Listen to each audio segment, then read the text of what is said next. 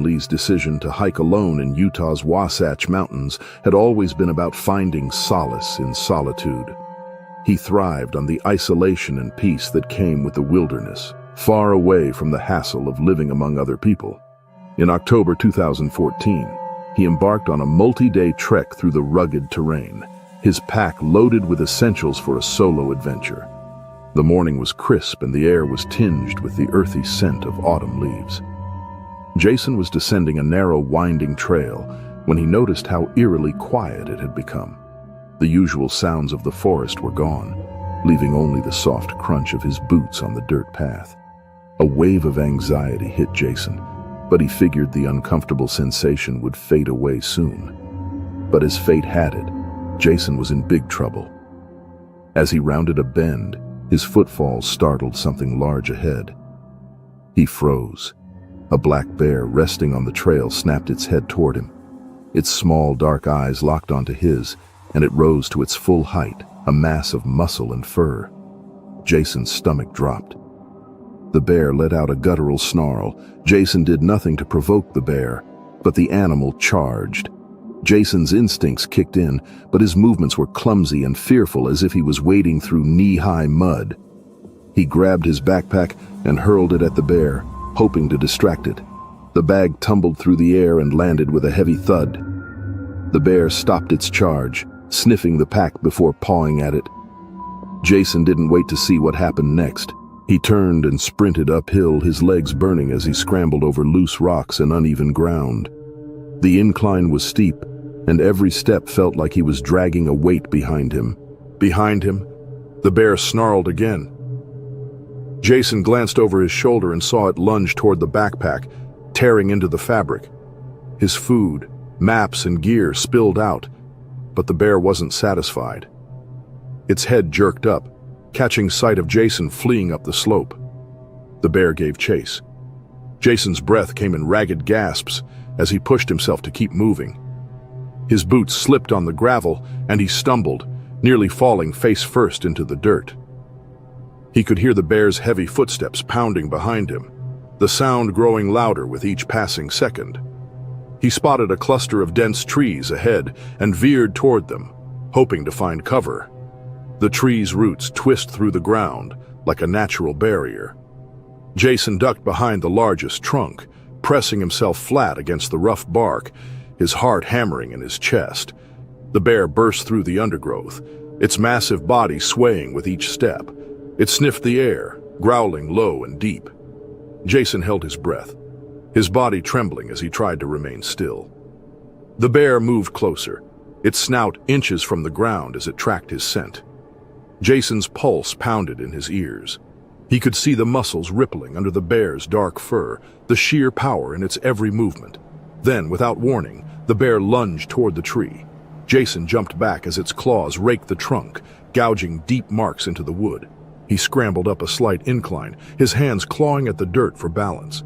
The bear pursued him, its growls echoing through the forest. Jason spotted a boulder jutting from the hillside and scrambled onto it, hoping to gain a height advantage. He picked up a loose rock and hurled it at the bear. The rock struck the bear's shoulder, but it barely flinched. Instead, it roared in a fury, reverberating through Jason's chest. The bear lunged at the boulder, its claws scraping against the stone as it tried to climb. Jason threw another rock, then another, harmlessly bouncing off the bear's thick hide. He knew he couldn't keep this up for long. His arms ached, and his movements grew sluggish. The bear seemed to sense his desperation. It circled the boulder, its eyes never leaving Jason. The predator's breath came in visible puffs, reminding Jason of the cold air he had barely noticed in his panic. Suddenly, the bear stopped. It stood still, its head tilting as if listening to something in the distance. Jason froze, watching as the bear sniffed the air one last time before turning and lumbering back down the trail. Jason didn't move. He stayed crouched on the boulder, his body shaking as the adrenaline began to wear off. His chest heaved with each breath, and his hands were scraped raw from climbing. Blood seeped from shallow cuts on his arms and legs, where branches had torn at his skin. When he was certain the bear was gone, he slid off the boulder and collapsed. His legs felt weak, and his body was heavy with exhaustion. He forced himself to stand, using a nearby tree for support. Jason retraced his steps, moving slowly and cautiously. His backpack was destroyed and its contents were scattered across the trail. He gathered what he could: his water bottle, a partially shredded map, and a few granola bars. But most of his supplies were gone. Jason knew he had to return to the trailhead quickly, with no food and limited gear. He pushed through the fear, his cuts stinging and his muscles aching with every step. It took hours to reach the trailhead, and the journey felt far longer than it had that morning. When he finally saw his car, relief washed over him, though his body still trembled from the encounter. Jason drove to the nearest ranger station, where he reported the incident. Rangers assured him they would monitor the area, but Jason knew how close he had come to becoming another statistic. His story quickly spread among local hikers, a harrowing tale of survival that served as a stark reminder of the unpredictable dangers of the wild. For Jason, it was an experience that left him with scars, both physical and mental, but also a profound respect for the untamed wilderness he had always loved. July 17, 2024, in the dense forests of Siberia, seasoned hunter Ivan Petrov set out on his annual bear hunting expedition. Ivan, a man in his early 50s, had spent most of his life in the vast wilderness of Siberia. He grew up in a small village near Lake Baikal, one of the most remote and pristine areas in the world. From a young age, Ivan had learned the ways of the forest from his father, who was also a hunter. Over the years, Ivan became known for his skills and deep knowledge of the local wildlife. Hunting was not just a hobby for Ivan, it was a way of life. He respected the animals he hunted and believed in using every part of the animal, from the meat to the fur. His experience and respect for nature made him a respected figure in his community. Each year, Ivan would embark on a hunting trip, carefully planning and preparing for weeks in advance. This year, his goal was to track and hunt a massive grizzly bear that had been spotted in the area. The forests of Siberia are known for their dense trees, rugged terrain, and unpredictable weather. On the morning of July 17th, Ivan set out early, equipped with his rifle, hunting knife, and essential gear. He followed the bear's tracks, which led him deep into the forest. The air was crisp, and the sounds of the forest surrounded him. Ivan moved with caution, his senses sharp, as he knew that grizzly bears were powerful and dangerous animals. As the day progressed, Ivan followed the tracks through thick underbrush and over rocky hills. The hunt required patience and skill, as the bear was elusive. Ivan had been tracking it for hours, and he felt he was getting closer. The bear's tracks were fresh, and Ivan could sense its presence nearby. His heart raced with anticipation as he moved silently through the forest, careful not to make any noise that could alert the bear. Suddenly, the weather changed. A heavy downpour began, the rain falling hard and fast, obscuring Ivan's vision. The forest became darker, and the ground turned muddy and slippery. The sudden change in weather made it difficult for Ivan to see the tracks clearly. He paused, wiping the rain from his face, trying to regain his bearings. The sound of the rain and the rustling leaves around him created a tense atmosphere. Unbeknownst to Ivan, the bear had sensed the danger and circled back. The grizzly, an intelligent and formidable animal, was now stalking the hunter. Ivan focused on the tracks and the rain, and did not realize the bear was approaching from behind. The thick forest and heavy rain masked the bear's movements, allowing it to get closer without being detected. The encounter that followed was sudden and terrifying. The bear, sensing the threat, ambushed Ivan. With a powerful swipe, the bear knocked Ivan to the ground, causing him to drop his rifle. The force of the attack left Ivan dazed and vulnerable. As he struggled to get up, the bear mauled him, its claws and teeth inflicting severe injuries. As Ivan Petrov lay on the ground, severely injured, his instincts for survival kicked in. Despite the intense pain, he reached for his hunting knife, which was strapped to his belt. The bear continued its attack, but Ivan knew he had to act quickly to save his life. With a surge of adrenaline, he managed to stab the bear in its side. The bear roared in pain, momentarily distracted by the injury. Taking advantage of this brief moment, Ivan struggled to his feet and stumbled backward. He knew that he couldn't outrun the bear in his current state, but he needed to create some distance. The bear, wounded and agitated, hesitated for a moment before turning back to face him. Ivan's heart pounded as he assessed his options. He was deep in the Siberian forest, far from help, and the rain continued to pour down, making the situation even more dangerous.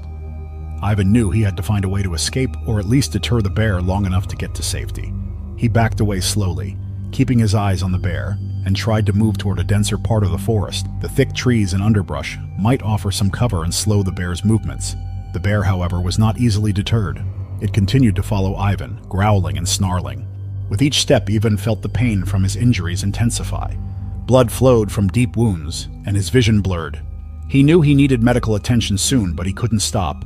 The bear, sensing its prey was weakened, advanced again. Ivan used his remaining strength to swing his knife, slashing at the bear's face. The blow was enough to make the bear retreat slightly, giving Ivan a few precious seconds. In those critical moments, Ivan spotted a large tree with low branches. Using the last of his energy, he climbed up, pulling himself onto a sturdy branch. The bear, unable to climb, roared in frustration and circled the base of the tree. Ivan knew he was not safe yet, but at least he was out of immediate reach. He clung to the branch, breathing heavily, trying to stay conscious. As the rain continued to fall, Ivan's thoughts raced. He needed to stop the bleeding and get help, but the bear was still below, watching and waiting. Hours passed, and the bear eventually lost interest, retreating into the forest. Ivan waited, unsure if the bear would return before carefully climbing down from the tree. With great effort, Ivan made his way back to his camp. He used a first aid kit to bandage his wounds as best he could. He knew he had to get to a hospital quickly, but the nearest town was miles away. Ivan used his radio to call for help, hoping someone would hear him. The experience left Ivan deeply shaken, and he knew his perspective on hunting had changed forever. He had faced death and survived, and he would never see the animals he once hunted in the same way again. On a crisp October morning in 2022, the Appalachian Trail was shrouded in a golden glow as the sun broke through the canopy of red and yellow foliage. The trail stretched for miles, a network of paths weaving through some of the most remote wilderness in the eastern United States. It was the kind of day that drew seasoned hikers to the woods, the air cool and invigorating, the forest alive with the quiet rustle of leaves and the distant calls of birds. Mark Russell, a 36-year-old outdoor enthusiast, had embarked on a solo trek through one of the most isolated sections of the trail. Experienced and well-prepared, Mark had spent years exploring remote wildernesses, thriving on solitude and the challenge of surviving on his own. He carried a small but efficient pack: water, protein bars, a first aid kit, and a lightweight tarp, just enough to sustain him for his 3-day hike. The morning had gone smoothly as Mark moved along the trail, his boots crunching against the dirt and scattered leaves. The forest was serene, its silence broken only by the occasional snap of a twig underfoot. Around midday, Mark came upon a secluded stream, its crystal-clear water flowing gently over smooth stones. The spot was perfect for a rest. He crouched by the bank, filled his water bottle using a filter, and sat on a nearby log to eat a snack. Unbeknownst to Mark, he was not alone. A black bear, lean and desperate from weeks of dwindling food sources, had been drawn to the area by the scent of his food. Black bears were typically shy around humans, but this one, driven by hunger, had been behaving unusually for weeks, scavenging closer to human trails and campsites. The bear watched Mark intently from the thick underbrush just beyond the stream. Its powerful body tensed. Mark stood to stretch, shouldering his pack as he prepared to continue his hike. At that moment, the bear decided to act. It emerged from the undergrowth with startling speed, its dark form blending almost seamlessly with the shadowy forest. Mark froze, instinctively raising his arms as the bear charged toward him. The attack happened so quickly that Mark barely had time to react.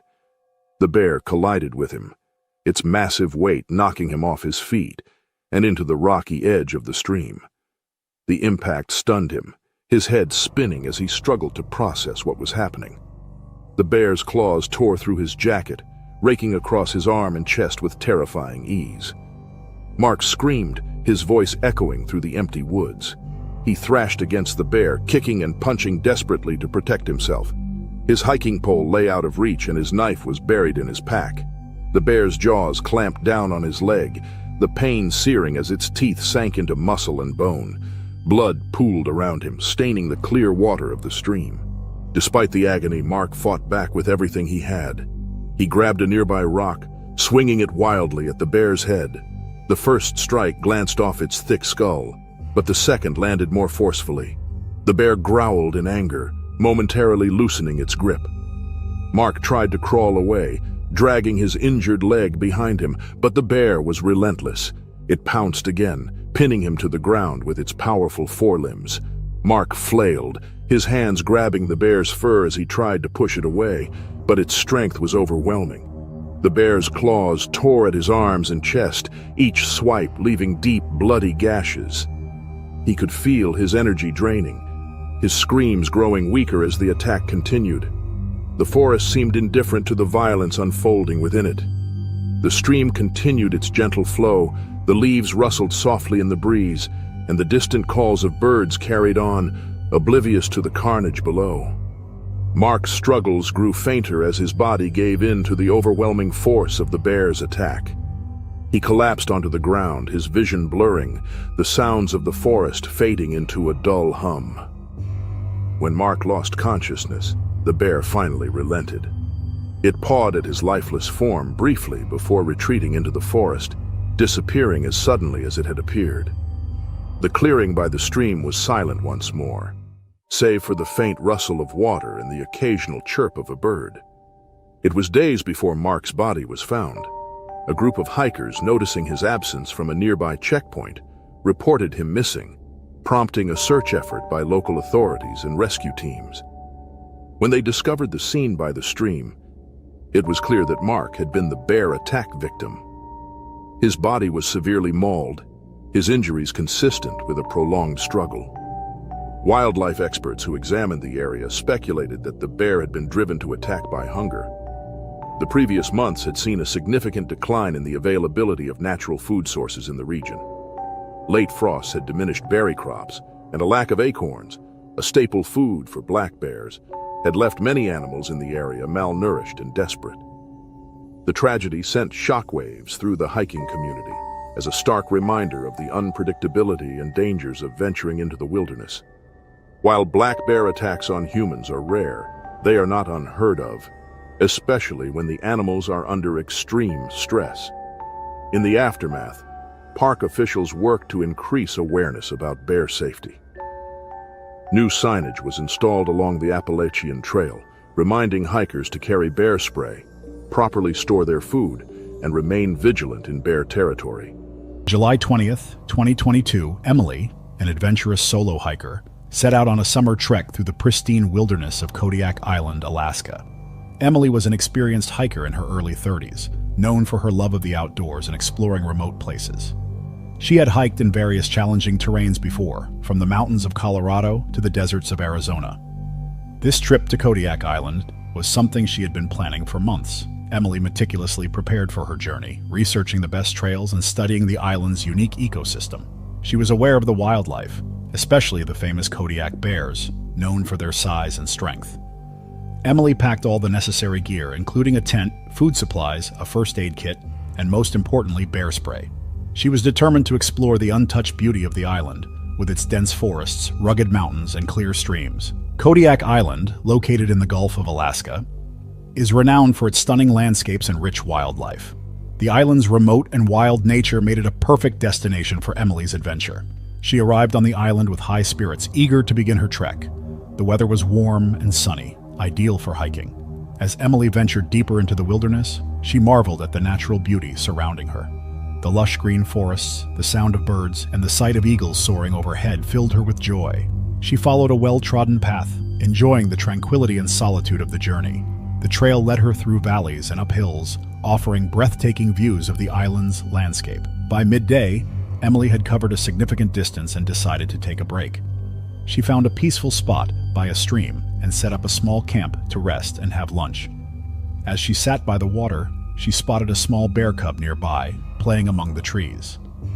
The sight was charming, and Emily watched in fascination, unaware of the potential danger. Suddenly, the peaceful scene turned into a nightmare. The cub's mother, a massive Kodiak bear, appeared, sensing a threat to her young. The bear, standing over 10 feet tall on its hind legs, roared and charged toward Emily. The speed and ferocity of the attack left Emily with no time to reach for her bear spray. In a desperate bid for safety, she scrambled up a nearby tree. The bear reached the base of the tree in seconds, slashing at Emily with powerful claws. One swipe left a deep wound on her leg, causing intense pain. Emily, despite the injury, climbed higher, clutching onto the branches as the bear continued its assault from below. The bear roared and pawed at the tree, but Emily managed to stay out of its reach. As the sun began to set, the bear eventually lost interest and moved away, leaving Emily clinging to the tree, injured and shaken. The forest grew dark, and the temperature dropped, but Emily knew she had to stay in the tree for the night. The ordeal was a harsh reminder of the unpredictable nature of the wild and the dangers that come with it. As darkness fell over the dense wilderness of Kodiak Island, Emily remained perched high in the tree, clutching the branches tightly. The pain from her wound throbbed, and she felt the cold air seeping in, chilling her to the bone. She wrapped her arms around herself, trying to stay warm and keep her mind focused. The forest around her was silent, except for the occasional rustling of leaves and distant sounds of wildlife. Emily knew she had to stay alert, fearing the bear might return. The experience had been terrifying, and the reality of her situation was sinking in. She was alone, injured, and far from help. The isolation in the cold night air made the hours drag on. Emily's thoughts drifted to her family and friends, hoping they would not worry too much about her. She had always been cautious on her hikes, but this encounter had been unexpected and dangerous. As the night wore on, Emily did her best to stay awake, but exhaustion eventually overtook her. She dozed off briefly, only to wake with a start at the sound of rustling below. Her heart raced, but she realized it was just a small animal passing by. The relief was short-lived as the reality of spending the night in the tree set in again. She tried to stay calm, knowing that panic would only make things worse. When the first light of dawn appeared, Emily felt a renewed sense of hope. The night had been long and cold, but she had made it through. She carefully climbed down from the tree, her legs shaking from the cold and the effort. The wound on her leg was painful, but she needed to find help. Emily knew she had to get to a safer location where she could tend to her injury and signal for assistance. As she made her way back towards the trail, Emily heard a distant noise. It was the sound of an engine. She hurried towards the source of the noise, limping slightly from her wound. To her immense relief, she saw a park ranger's vehicle approaching. The ranger had been patrolling the area and noticed the signs of a recent bear presence, leading him to investigate further. The ranger quickly assessed Emily's condition and provided first aid, bandaging her wound and giving her water. Emily was overwhelmed with relief and gratitude. The ranger radioed for help, and soon Emily was transported to the nearest medical facility for treatment. The ordeal had been a harrowing experience, a stark reminder of the power and unpredictability of nature. Emily's encounter with the bear left her with a deep respect for the wild and the creatures that inhabit it. The experience had been a test of her endurance and survival skills, one she would never forget. As she recovered, Emily reflected on the importance of being prepared and respectful of the natural world. Her story became a cautionary tale for others, highlighting the need for caution and awareness when venturing into the wilderness. In early September 2020, the rugged wilderness of Montana was alive with the crisp energy of the coming autumn. The towering pines and rolling hills glowed golden under the rising sun's light, their sharp edges softened by the morning mist. It was the beginning of hunting season, and the remote backcountry echoed with the faint sounds of hunters quietly moving through the landscape. Among them was Ryan Carter, a seasoned outdoorsman in his mid-30s who had been hunting these lands since his teenage years. Equipped with a high-powered rifle, a sturdy pack, and years of experience, Ryan set out on a solo trek to scout for elk. Montana's backcountry was familiar to Ryan, a towering tree sanctuary, narrow valleys, and rocky ridges. He deeply respected and understood this world, but even the most seasoned hunter could be blindsided by its unforgiving nature. The hunt required patience, sharp senses, and an understanding of the delicate balance between predator and prey. For Ryan, it was not just about the trophy, but the challenge, the connection to the wild, and the thrill of tracking a creature through its natural habitat. That morning, Ryan moved with practiced silence, his boots crunching softly on the carpet of fallen leaves. He had been following faint tracks along a game trail, each print a tantalizing sign of a nearby elk. The distant bugle of a bull elk had echoed earlier, and Ryan had been steadily closing in. As he reached the ridge crest, he paused, scanning the valley below with binoculars. A shallow stream meandered through the landscape, its banks lined with dense foliage. It was here, near the glistening water, that he spotted movement. At first, Ryan thought it was the elk he'd been tracking, but as he adjusted his binoculars, he realized he had stumbled upon a mother grizzly bear and her two cubs. The trio was feeding along the stream bank, the cubs playfully swiping at the water, while the mother dug into the soft earth for roots and insects. Ryan froze, his heart racing, not with fear, but with awe. Grizzlies were rare, even in Montana's wildest regions, and seeing a mother and her cubs was a once-in-a-lifetime encounter. Ryan knew the dangers of such a situation. Mother bears were notoriously protective of their young, and any perceived threat could provoke an aggressive response. Despite this, a part of him was drawn closer, captivated by the scene unfolding below. The bear's massive frame moved with power and grace, its thick fur rippling under the morning light. Ryan adjusted his position, moving cautiously downhill to get a better view, unaware that his decision to close the distance was pushing him into dangerous territory. As he crept forward, the mother bear's head suddenly snapped up. Her dark eyes locked onto Ryan, her body tensing as she sniffed the air. Ryan stopped dead in his tracks, realizing too late that he had crossed an invisible boundary. Sensing their mother's unease, the cubs darted closer to her, their playful energy replaced by instinctive fear. A low growl rumbled from the bear's chest, a deep and guttural warning that cut through the stillness of the valley. Ryan instinctively raised his rifle, his pulse pounding in his ears. But before he could make a decision, the bear charged. Covering the distance between them in seconds, the grizzly closed the gap with terrifying speed, its massive body barreling through the undergrowth. Ryan barely had time to react before the bear collided with him, the impact knocking him to the ground and sending his rifle skidding out of reach. The bear's claws raked across Ryan's chest, shredding his jacket and tearing into his flesh with brutal force. Pain exploded through his body as he tried to shield himself with his arms, but the bear's relentless assault was overwhelming. Its jaws clamped down on his shoulder, and with a powerful shake, it dragged him deeper into the woods. Ryan screamed, his cries of agony echoing through the trees, but there was no one nearby to hear. Pinned beneath the grizzly's immense weight, Ryan fought desperately to survive.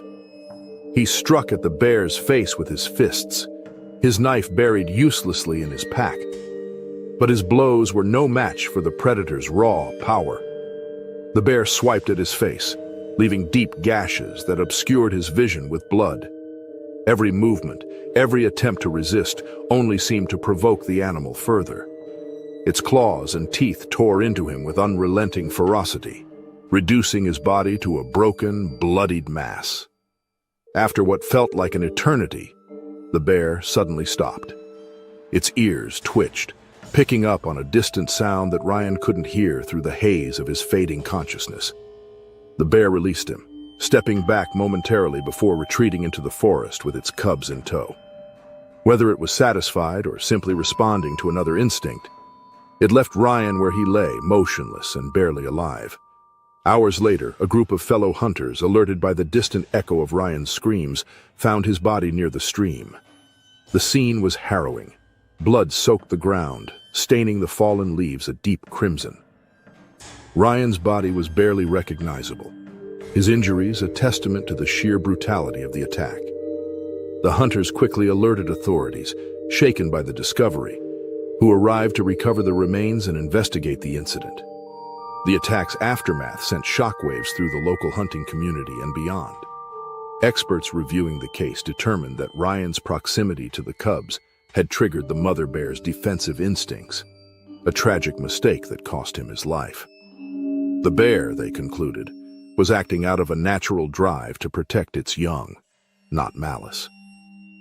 Despite this, the incident reignited debates about human encroachment into wildlife habitats and the inherent risks of venturing into the wilderness. Ryan's death was a somber reminder of the unforgiving nature of the wild. His story served as a cautionary tale for hunters and outdoor enthusiasts, highlighting the importance of respecting the boundaries between humans and wildlife. For those who knew him, Ryan's passion for the outdoors and his respect for the land were enduring aspects of his legacy. Yet his final encounter underscored a harsh truth. No amount of experience or preparation could fully insulate one from the dangers of nature. In the following weeks, local authorities and wildlife organizations launched campaigns to educate hunters about bear behavior and safety. Signs warning of bear activity were placed along popular trails, and regulations were updated to require hunters to carry bear spray, in addition to firearms. However, for those who ventured into the Montana backcountry, Ryan Carter's story remained a stark reminder of the risks of stepping into the domain of one of nature's most formidable predators. It was July 15th, 2023, when John and his two children, Sarah and Ethan, set out for a family camping trip in Banff National Park, Canada. John, a single father in his early 40s, loved the outdoors and had always enjoyed sharing nature experiences with his children. Banff, known for its stunning landscapes and diverse wildlife, was a favorite destination for them. Sarah, age 12, and Ethan, age 9, were both excited about the adventure, eager to explore the park's trails and enjoy the beauty of the Canadian Rockies. The family arrived at their campsite in the early afternoon. They set up their tent and organized their gear, including a bear-proof food container for their supplies. John had always emphasized safety on their trips, teaching his children about the importance of respecting wildlife and being prepared. After setting up, they spent the day hiking and exploring the area, marveling at the beautiful scenery and spotting various animals from a safe distance. As evening approached, they returned to their campsite to cook dinner. John and the kids enjoyed a meal by the campfire, sharing stories and laughing. The tranquil surroundings and the crackling of the fire created a perfect ending to their day. After dinner, they cleaned up and prepared for bed, making sure to store all food items securely in the bear-proof container. John double-checked everything, ensuring the campsite was safe. However, in the excitement of the day, the latch on the bear-proof container was not fully secured. The scent of their leftover food wafted through the air, unnoticed by the family. As night fell and the temperatures dropped, the family settled into their tent, feeling cozy and content.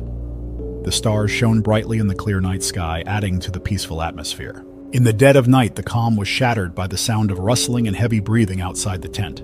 John awoke to see a dark silhouette moving near the tent. His heart raced as he realized a black bear had entered their campsite, attracted by the food. The bear, hungry and curious, had found the unlatched food container and was rummaging through it.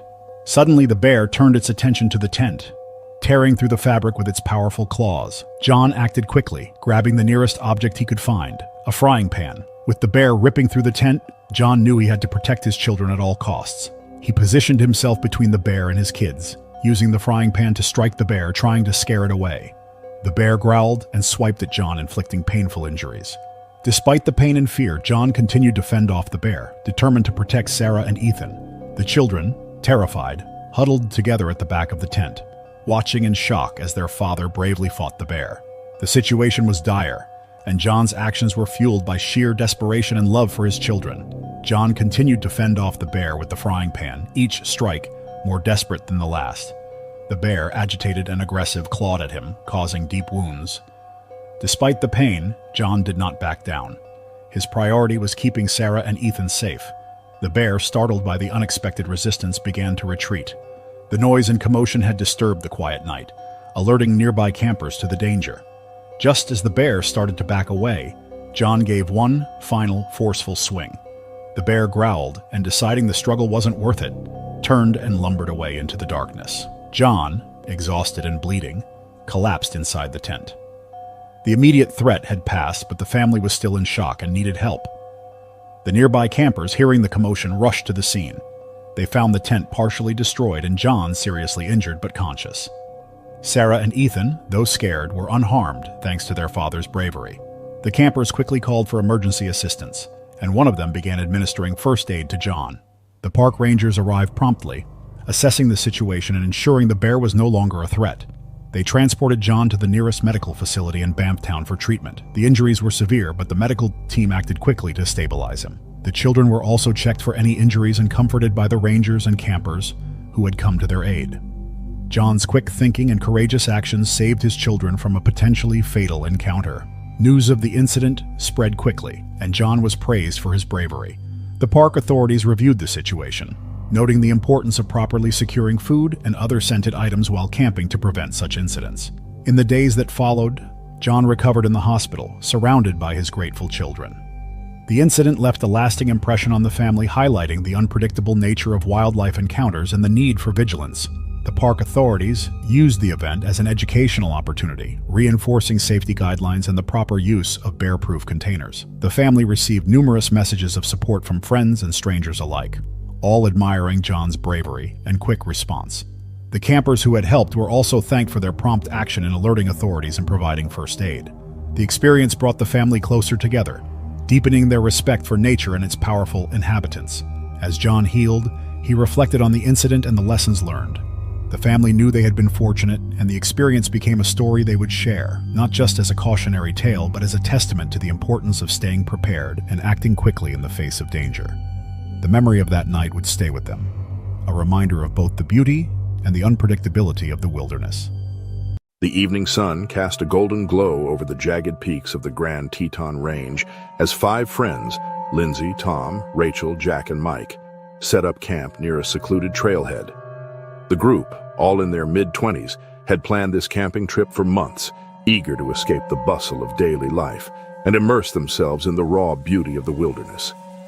The spot they chose offered spectacular views, surrounded by dense pines and wildflower meadows, with a nearby stream providing a soothing soundtrack to their evening. The campsite, however, was not without risk. Signs were posted along the trailhead warning of heightened bear activity in the area. Several incidents of grizzlies rummaging through campsites have been reported recently, prompting the park rangers to urge visitors to follow strict food storage protocols. But the friends, more concerned with enjoying their adventure, paid little heed to the warnings. They dismissed the danger as exaggerated and failed to secure their food properly, leaving it stored in coolers outside their tents instead of bear-proof containers. The group sat around a roaring fire as twilight deepened, laughing and sharing stories.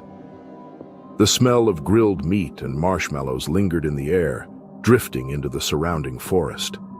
Unbeknownst to them, the aroma carried far beyond the campsite, catching the attention of a wandering grizzly bear. The bear, a massive male weighing close to 700 pounds, had been foraging in the area, its instincts sharpened by hunger as it sought sustenance in the summer months leading up to hibernation. By the time the group retreated to their tents for the night, the fire had burnt down to embers, leaving the campsite quiet under a sky full of stars. The coolers remained outside, their lids unsecured, and the faint smell of food still hung in the air. The forest around them was silent, save for the occasional rustle of leaves in the breeze. Exhausted from the day's hike, the friends quickly fell asleep, unaware of the danger that lurked nearby. The bear approached the campsite cautiously, its keen nose leading it directly to the source of the enticing smells. It sniffed at the coolers, pawing at them until they opened, spilling their contents onto the ground. Emboldened by the easy meal, the bear turned its attention to the tents. Its powerful sense of smell told it that more potential food lay beyond the thin fabric walls. The beast growled low in its throat, a sound that went unheard by the sleeping campers. Without warning, the bear began to claw at the nearest tent. Jack, who had chosen to set up his tent closest to the forest edge, was jolted awake by the noise. He barely had time to react before the bear's claws tore through the fabric, grabbing hold of him. It dragged him out with horrifying strength, its jaws clamping down on his shoulder. Jack's screams pierced the night, waking the others in a frenzy of confusion and terror. Tom scrambled into the tent closest to Jack's and grabbed a nearby flashlight. The beam illuminated the horrific scene.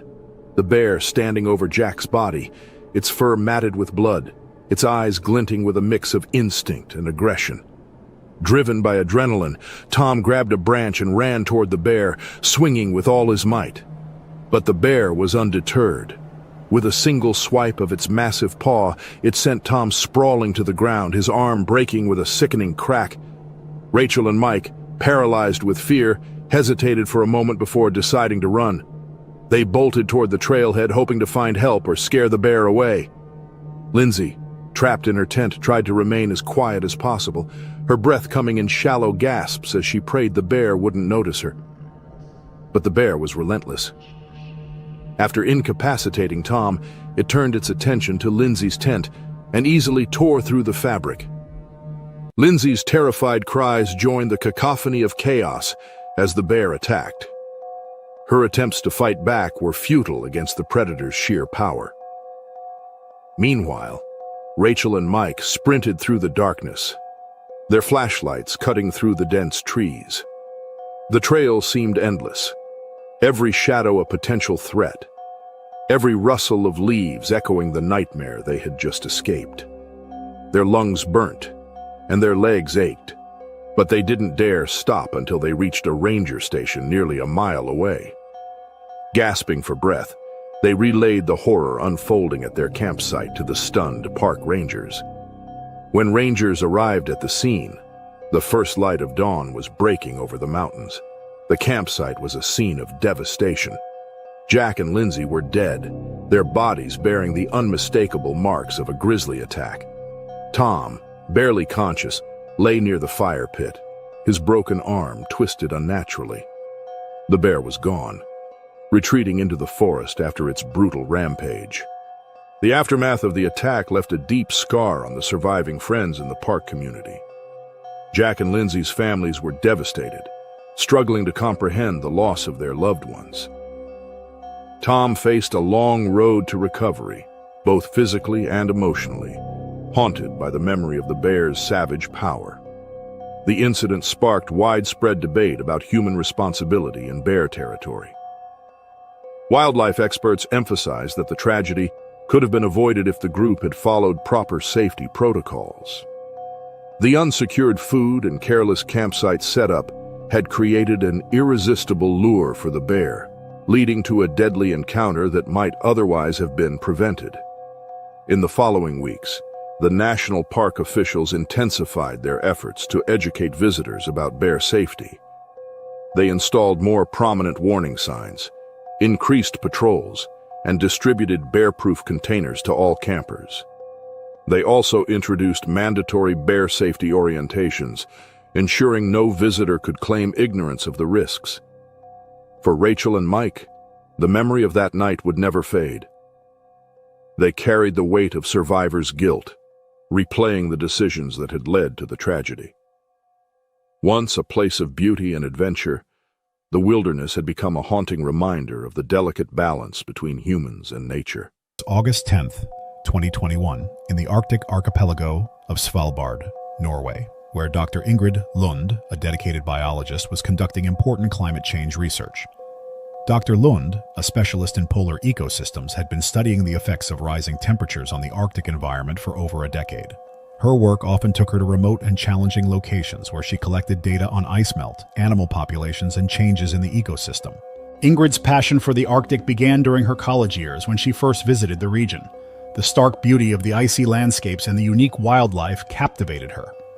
Over the years, she became an expert in her field, known for her meticulous research and dedication. Her studies contributed valuable insights into the effects of climate change, helping scientists and policymakers understand the urgent need for action. On August 10th, Ingrid was on a routine data collection trip near the edge of a glacier. She was gathering samples of ice and recording observations about the local wildlife. The day was cold and clear, typical for the region. With the vast white landscape stretching out as far as the eye could see, Ingrid was aware of the dangers posed by the harsh environment and the wildlife, particularly polar bears, which were common in the area. Polar bears are the top predators in the Arctic and can be dangerous if they feel threatened or are hungry. Dr. Lund always took precautions to avoid any encounters, carrying a flare gun and keeping her snowmobile ready for a quick escape. She was also trained in emergency protocols, which included recognizing the signs of bear activity and knowing how to respond in case of an encounter.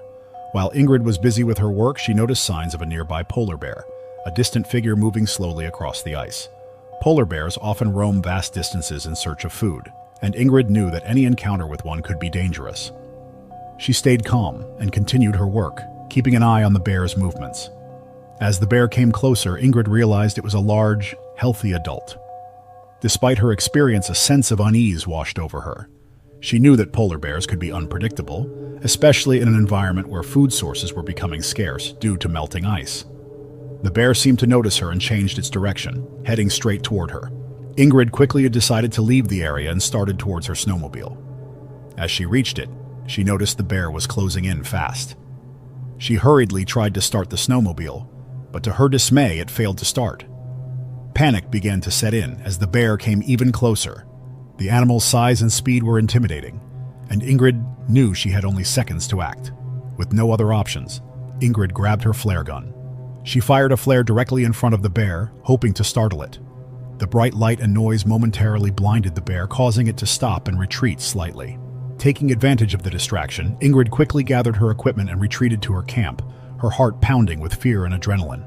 The encounter had been a stark reminder of the dangers present in such a remote and unforgiving environment. After retreating to her camp, Dr. Ingrid Lund quickly secured the area, ensuring all equipment was safe and no food was left accessible. The camp was set up near the Longyearbyen research station, one of the northernmost settlements in the world where she could access communication tools and resources. The camp was equipped with a protective fence designed to deter wildlife, especially polar bears, from wandering too close. Ingrid's heart was still racing from the encounter, but she knew she needed to stay calm and assess her situation. She checked her minor injuries, finding only a few scrapes from the frantic retreat. The bear had not followed her to the camp, likely deterred by the flare and the noise.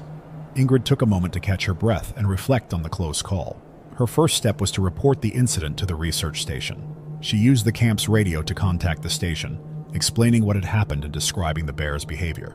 The team at Longyearbyen responded promptly, advising Ingrid to remain vigilant and ready to evacuate if necessary. They also informed the local authorities, who monitor wildlife interactions closely, ensuring both human safety and the well-being of the animals.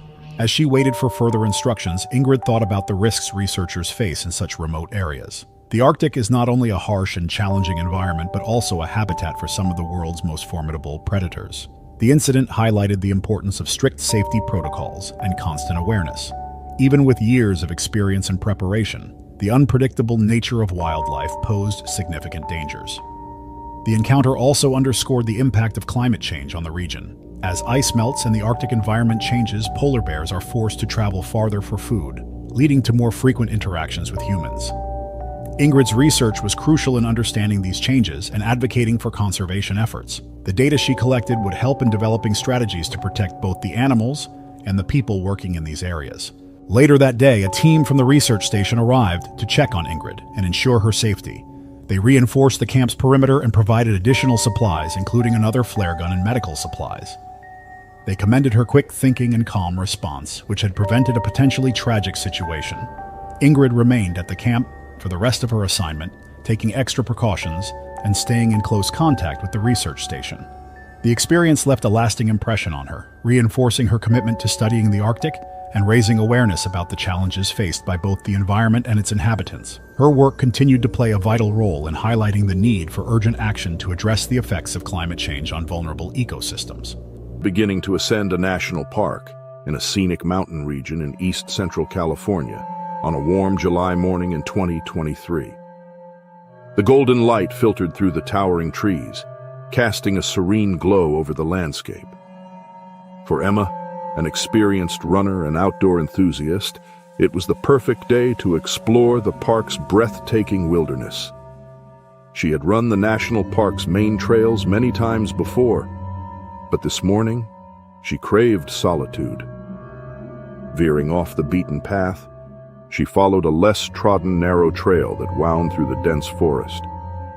The air was crisp, carrying the earthy scent of pine and damp soil. Emma's strides were rhythmic and confident as she navigated the uneven terrain, her breath sinking with the steady pounding of her feet.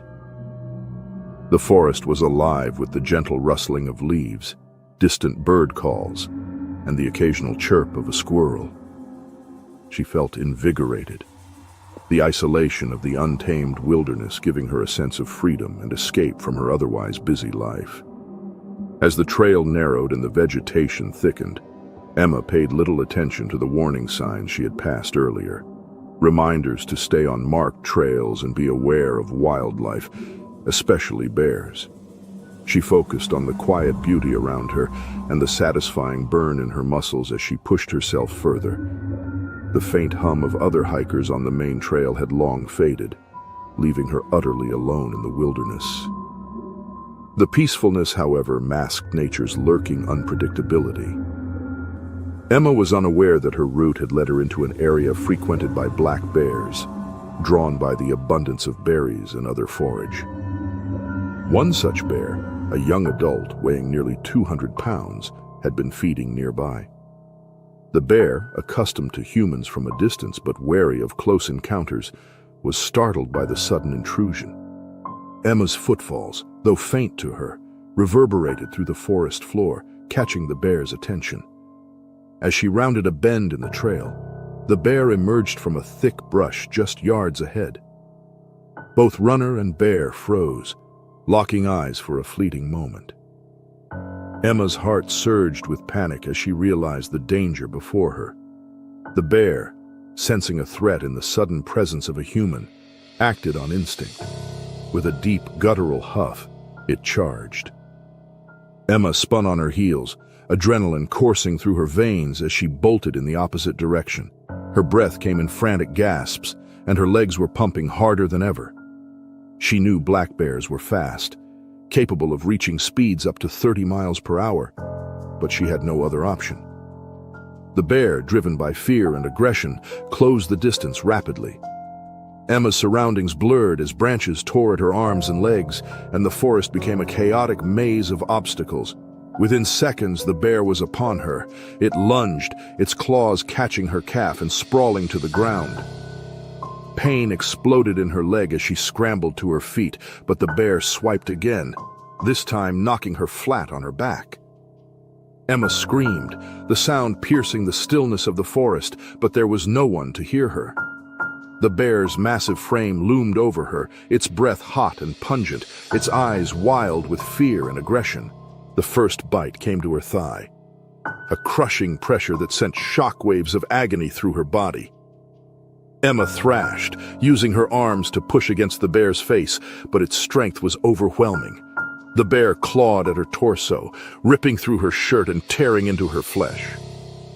Emma's hands scrambled for anything she could use as a weapon, her fingers closing around a jagged rock.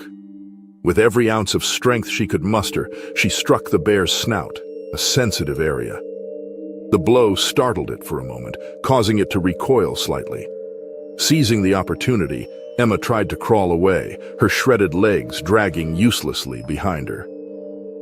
But the bear recovered quickly, pouncing again. This time it bit into her shoulder, shaking her like prey. Blood soaked the forest floor, the metallic scent mixing with the earthiness of the woods. Emma's vision blurred from the pain and blood loss, her screams fading into desperate gasps. She fought with every bit of strength, but her movements grew weaker as the bear's relentless assault continued. Eventually, the bear relented, either satisfied that the perceived threat was neutralized or distracted by a noise in the distance. It lumbered back into the forest, leaving Emma battered and barely conscious. The forest fell silent once more, save for the faint rustle of leaves and the ragged sound of Emma's breathing. She lay motionless on the ground, her body broken and her mind teetering on the edge of unconsciousness. Hours passed before a park ranger, conducting a routine patrol, stumbled upon the grisly scene. Emma was barely alive, her wounds severe and her pulse weak. The ranger immediately called for help, and within minutes, a rescue team arrived, airlifting her to the nearest hospital. The medical staff worked tirelessly to stabilize her, performing multiple surgeries to repair the extensive damage. Emma survived, but the ordeal left her with lasting scars, both physical and psychological. The attack sent shockwaves through the park and the broader community of outdoor enthusiasts. The national park, known for its stunning beauty and relatively low incidence of bear attacks, faced scrutiny for its safety measures. Park officials reiterated the importance of staying on designated trails, carrying bear spray and making noise while hiking or running to avoid startling wildlife. Wildlife experts analyzed the incident, noting that the bear's behavior was not abnormal. Though generally less aggressive than grizzlies, black bears can become dangerous when startled or cornered. The attack served as a grim reminder of the delicate balance between human recreation and wildlife conservation. Emma's story became a cautionary tale, a reminder of the risks of venturing into wild spaces. Though she eventually recovered, she could no longer run as she once had, her injuries leaving her with a permanent limp. She channeled her experience into advocacy, raising awareness about respecting wildlife and educating others on how to enjoy nature safely. The attack also prompted changes within the park. Additional signage warned visitors of the dangers of leaving marked trails, and rangers increased patrols in high-risk areas. Educational campaigns emphasized using bear spray and proper food storage to minimize human-bear encounters. At 59 years old, Carl Johnson had spent decades navigating Alaska's icy landscapes and dense forests, checking his traps and living off the land.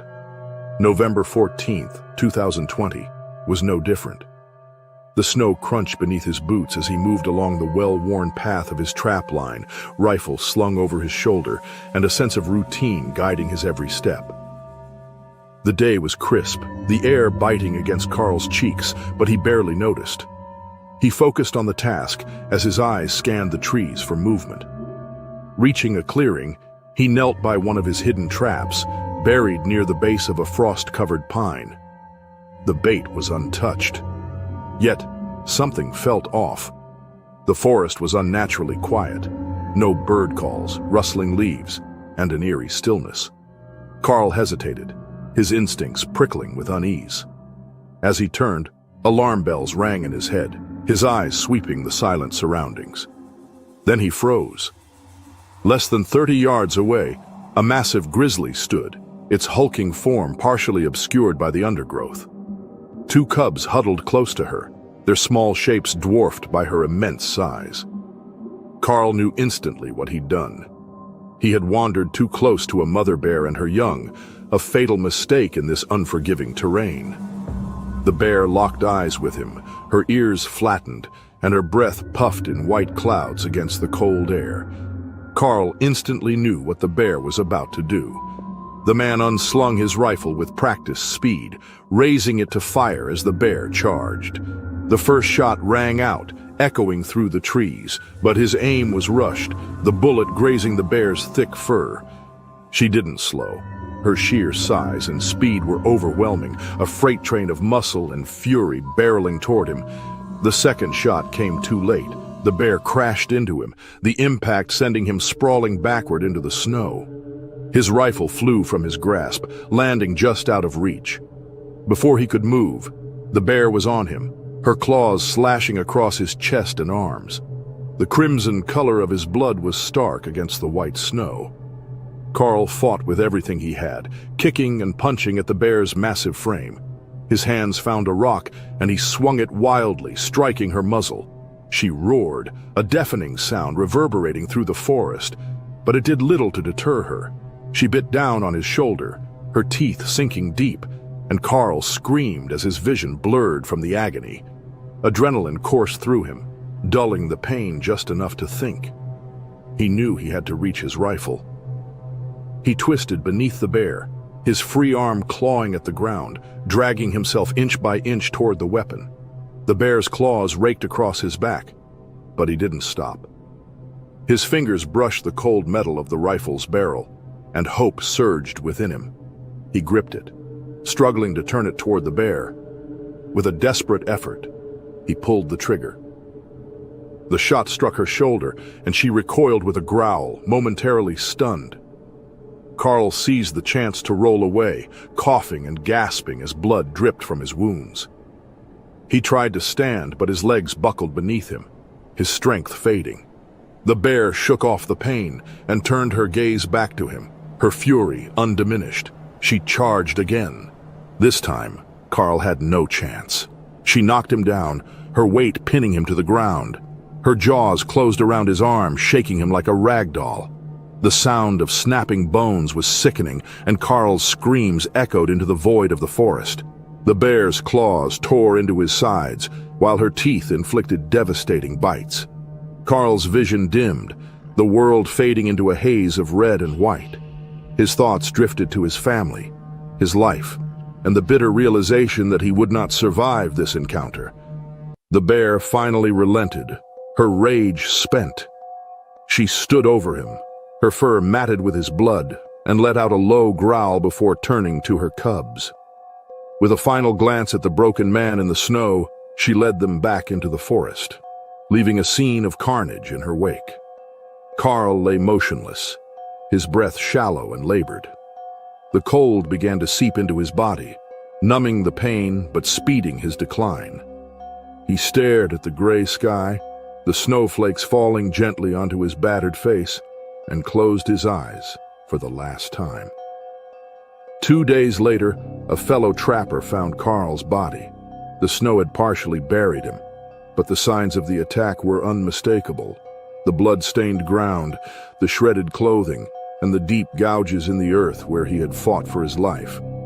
Authorities were notified, and a team of wildlife officials tracked the bear to a den several miles away. They found her with her cubs, still bearing the wound from Carl's desperate shot. She was deemed a public threat and euthanized. Her cubs were relocated to a wildlife sanctuary. Carl's death came as a shock to the tight-knit community of trappers and outdoorsmen. His friends and family mourned the loss of a man who had lived with respect for the wilderness, even as it claimed him in the end.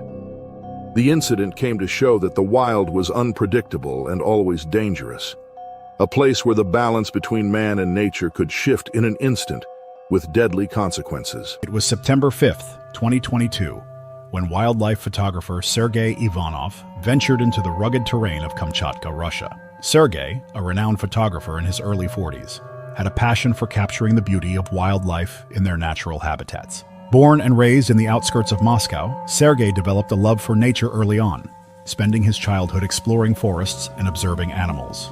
This passion led him to pursue a career in wildlife photography, where he quickly gained recognition for his stunning images of rare and endangered species. Sergei's work took him to some of the most remote and wild places on Earth, from the African savannas to the icy landscapes of Antarctica. His dedication to capturing the perfect shot often required him to spend weeks in harsh conditions, waiting patiently for the right moment. His photographs not only showcased the beauty of the natural world, but also raised awareness about conservation efforts. For this particular expedition, Sergei was in Kamchatka, a peninsula in the Russian Far East known for its volcanic landscapes and abundant wildlife. His goal was to photograph the elusive Kamchatka brown bear, one of the largest bear species in the world. The bears are known to frequent rivers during salmon season, making this the perfect time for Sergei to capture them in action. He set up camp near a river that was a popular feeding ground for the bears, hoping to photograph them as they caught fish. The location Sergei chose was remote and rugged, surrounded by dense forests and towering mountains. The area was teeming with wildlife, and Sergei was excited about the potential shots he could capture. He carefully set up his equipment, positioning his camera and tripod at a spot with a clear view of the river. He also set up his tent a short distance away, ensuring he had a place to rest and review his photos. The day was clear and crisp, the river's water glistening under the sun. Sergei spent hours focused on his camera, capturing the bears as they fished for salmon. The bears moved with a grace that belied their size, and Sergei marveled at their strength and agility. He was so engrossed in his work that he failed to notice a massive bear silently approaching from behind. By the time Sergei sensed the danger, it was too late. The bear, perhaps feeling threatened or curious, lunged at him. Sergei tried to scramble away, but the bear was too fast. It swiped at his leg, causing severe injuries. Pain shot through Sergei as he struggled to fend off the bear. In a desperate attempt to protect himself, he grabbed his tripod and used it to ward off the bear. The bear's assault was relentless, but Sergei's determination kept him fighting. He managed to crawl toward his tent, leaving a trail of blood behind. His mind raced with fear and desperation, knowing that he needed help fast.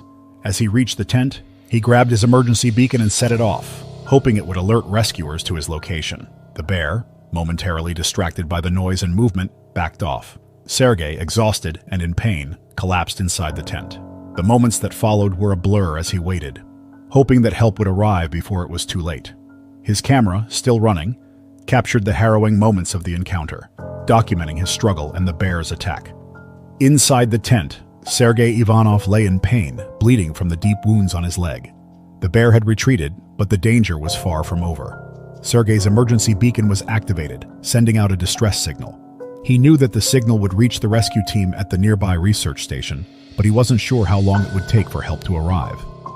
The area around the Kamchatka Peninsula is known for its rugged and remote terrain, making it challenging for rescue teams to reach quickly. Sergei tried to stay awake, focusing on his breathing and trying to calm his mind. The pain was intense, and the cold was beginning to set in. He wrapped himself in a sleeping bag, hoping to keep warm and prevent shock. As the minutes passed, Sergei's thoughts turned to his family and friends. He wondered if he would make it out of this ordeal and if anyone would find him in time.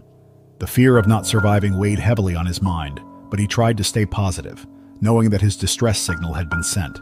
The sound of a helicopter in the distance brought a glimmer of hope. The rescue team was on its way, navigating the challenging landscape of Kamchatka. The helicopter landed nearby, and the rescue team quickly assessed Sergei's condition. They provided first aid, stopping the bleeding and stabilizing him for transport. The team worked quickly, knowing that time was of the essence. Sergei was airlifted to a hospital in Petropavlovsk-Kamchatsky, the largest city on the Kamchatka Peninsula. There, he received immediate medical attention for his injuries. The doctors treated the deep lacerations on his leg and monitored him for signs of infection. Sergei was grateful to be alive, though the experience had left him shaken. The photographs and videos captured during the attack provided a chilling account of the encounter. The footage showed the bear approaching and the desperate moments as Sergei tried to defend himself. These images served as a powerful reminder of the dangers wildlife photographers and researchers face in the field. As Sergei recovered, the story of his encounter with the Kamchatka brown bear spread, highlighting the need for caution and preparedness in remote wilderness areas. The incident underscored the importance of safety protocols and emergency preparedness when working in such unpredictable environments. Sergei's experience left a lasting impact on him, deepening his respect for the wild animals he had dedicated his life to photography. The encounter was a reminder of the power and unpredictability of nature, and the thin line between observer and participant in the wild. Sergei knew he would return to the field, but with a renewed awareness of the risks and a commitment to safety. The snow had only just begun to melt in early spring 2024, revealing the rugged beauty of Alaska's untamed wilderness. The air was crisp and biting, carrying the earthy scent of thawing soil and pine. Ben, a seasoned hiker in his late 30s, had waited months for the trails to open up. This time of year was his favorite, the quiet solitude of the forest before the summer influx of adventurers.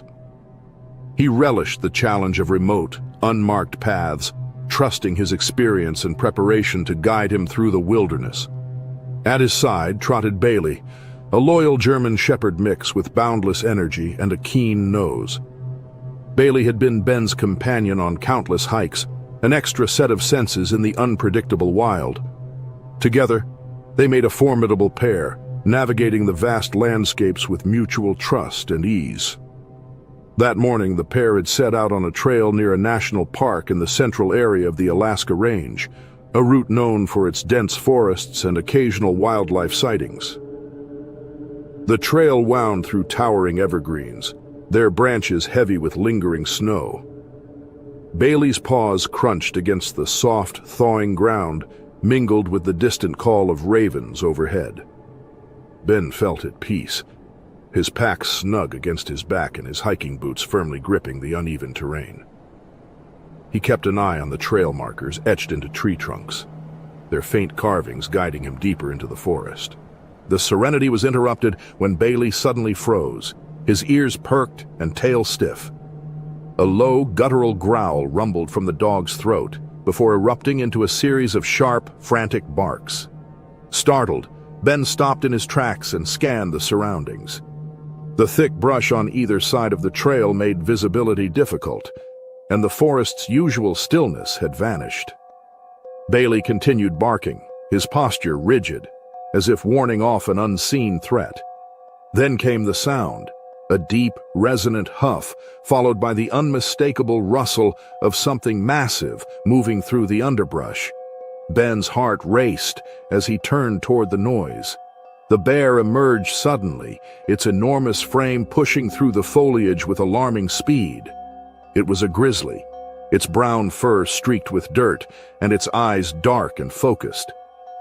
Agitated by Bailey's barking, the bear reared up briefly, its sheer size dwarfing man and dog. Instinct took over as Ben reached for the bear spray on his belt, but he barely had time to unclip it. The bear dropped back to all fours and charged, its powerful strides covering the distance in seconds. Bailey darted forward, barking furiously, trying to protect his owner. The bear, agitated and defensive, turned its attention to the dog, swiping with its massive paw. Bailey narrowly dodged the blow, his barking growing louder and more frantic. Ben knew he had to act quickly. He yelled, waving his arms to divert the bear's focus, but it was too late.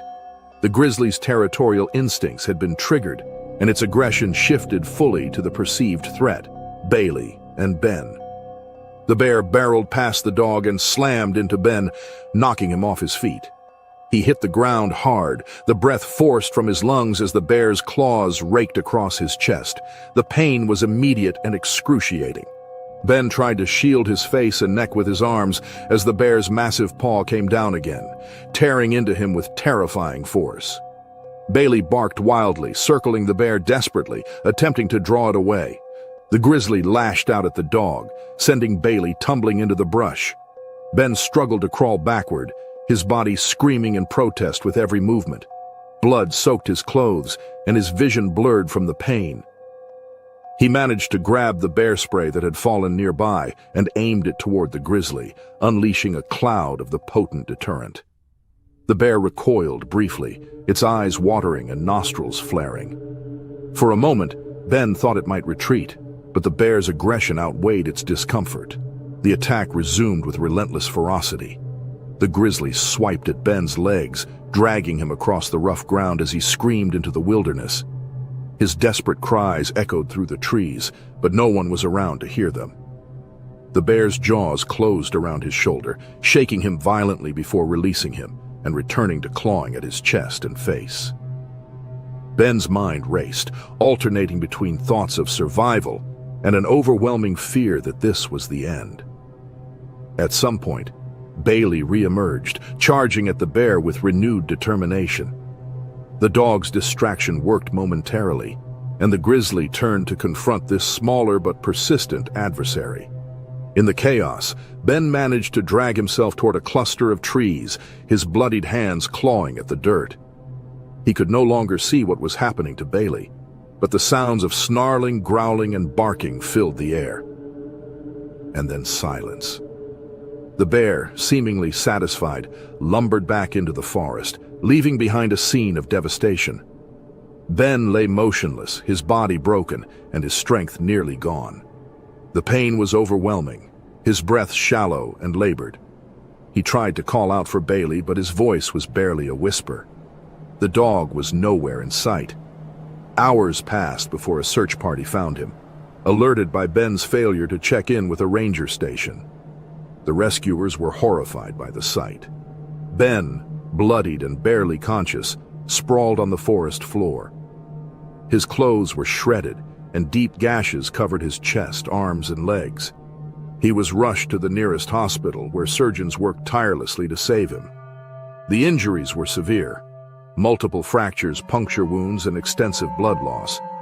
But against all odds, Ben survived. Bailey, however, was never found. Search efforts continued for days, but no trace of the dog could be located. It was assumed that Bailey had been killed and carried off by the bear, a tragic end for the loyal companion who had tried to protect his owner. The incident sent shockwaves through the local hiking community. News of the attack spread quickly, sparking debates about the dangers of venturing into bear territory and the precautions hikers should take. Wildlife experts emphasized the importance of staying vigilant and minimizing risks, such as keeping dogs leashed and avoiding areas with recent bear activity. The tragedy also prompted renewed discussions about human encroachment into wildlife habitats, highlighting the delicate balance between recreation and conservation. For Ben, the recovery process was long and arduous. His physical wounds slowly healed, but the emotional scars remained. The memory of the attack haunted him, the image of the bear's immense form and the sound of Bailey's final barks etched into his mind. Though he was grateful to be alive, the loss of his dog weighed heavily on him, a painful reminder of the price paid in the wilderness. In time, Ben returned to hiking, though he never ventured as far or as deep into the wild as he once had. He carried the lessons of that day with him, a sobering reminder of nature's power and unpredictability. The beautiful and untamed wilderness was not a place to be taken lightly, a truth he would carry with him for the rest of his life. It was October 12th, 2022, when Anna, a seasoned backpacker, set out on a solo hike through the picturesque trails of the Pyrenees in Spain. Anna, in her late 30s, had spent years exploring the world's most stunning landscapes. Her love for the outdoors began in her childhood, growing up in the rural areas of Asturias, where she often ventured into the nearby mountains. This early exposure to nature ignited a passion for hiking and backpacking that continued into adulthood. Over the years, Anna had hiked in various challenging terrains, from the rugged peaks of the Alps to the deep forests of the Pacific Northwest. Her extensive experience has made her confident in navigating through different environments. She was well prepared for her adventures, always packing the necessary gear and studying the terrain beforehand. This particular journey through the Pyrenees was something she had been planning for months, eager to explore the region's beautiful landscapes and rich biodiversity. The Pyrenees, a mountain range that forms a natural border between Spain and France, is known for its stunning scenery, diverse wildlife, and challenging trails. The area is home to brown bears, which had been reintroduced to the region to boost the population.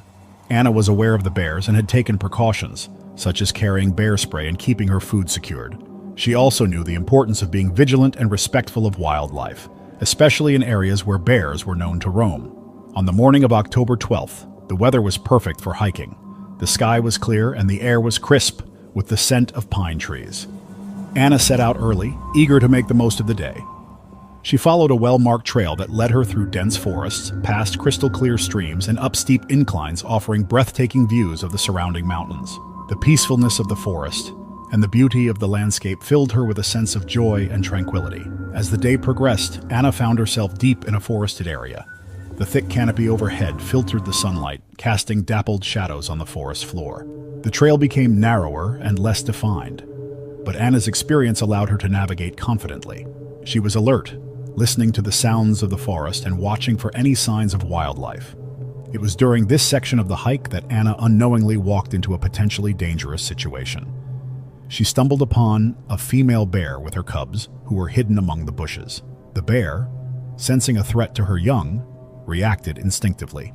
Before Anna could fully comprehend the situation, the bear charged at her. The sudden appearance and aggressive behavior of the bear caught Anna off guard, but she quickly realized the danger she was in. Anna reached for her trekking poles, which were strapped to her backpack. She used them to create a barrier between herself and the bear. The bear was relentless, trying to protect her cubs from what she perceived as a threat. Anna swung her poles, trying to keep the bear at a distance, but the animal managed to get close enough to bite her leg. The pain was intense, but Anna knew she couldn't panic. She needed to stay calm and find a way to escape. Spotting a nearby rock outcrop, Anna decided to climb it, hoping to reach a safer position.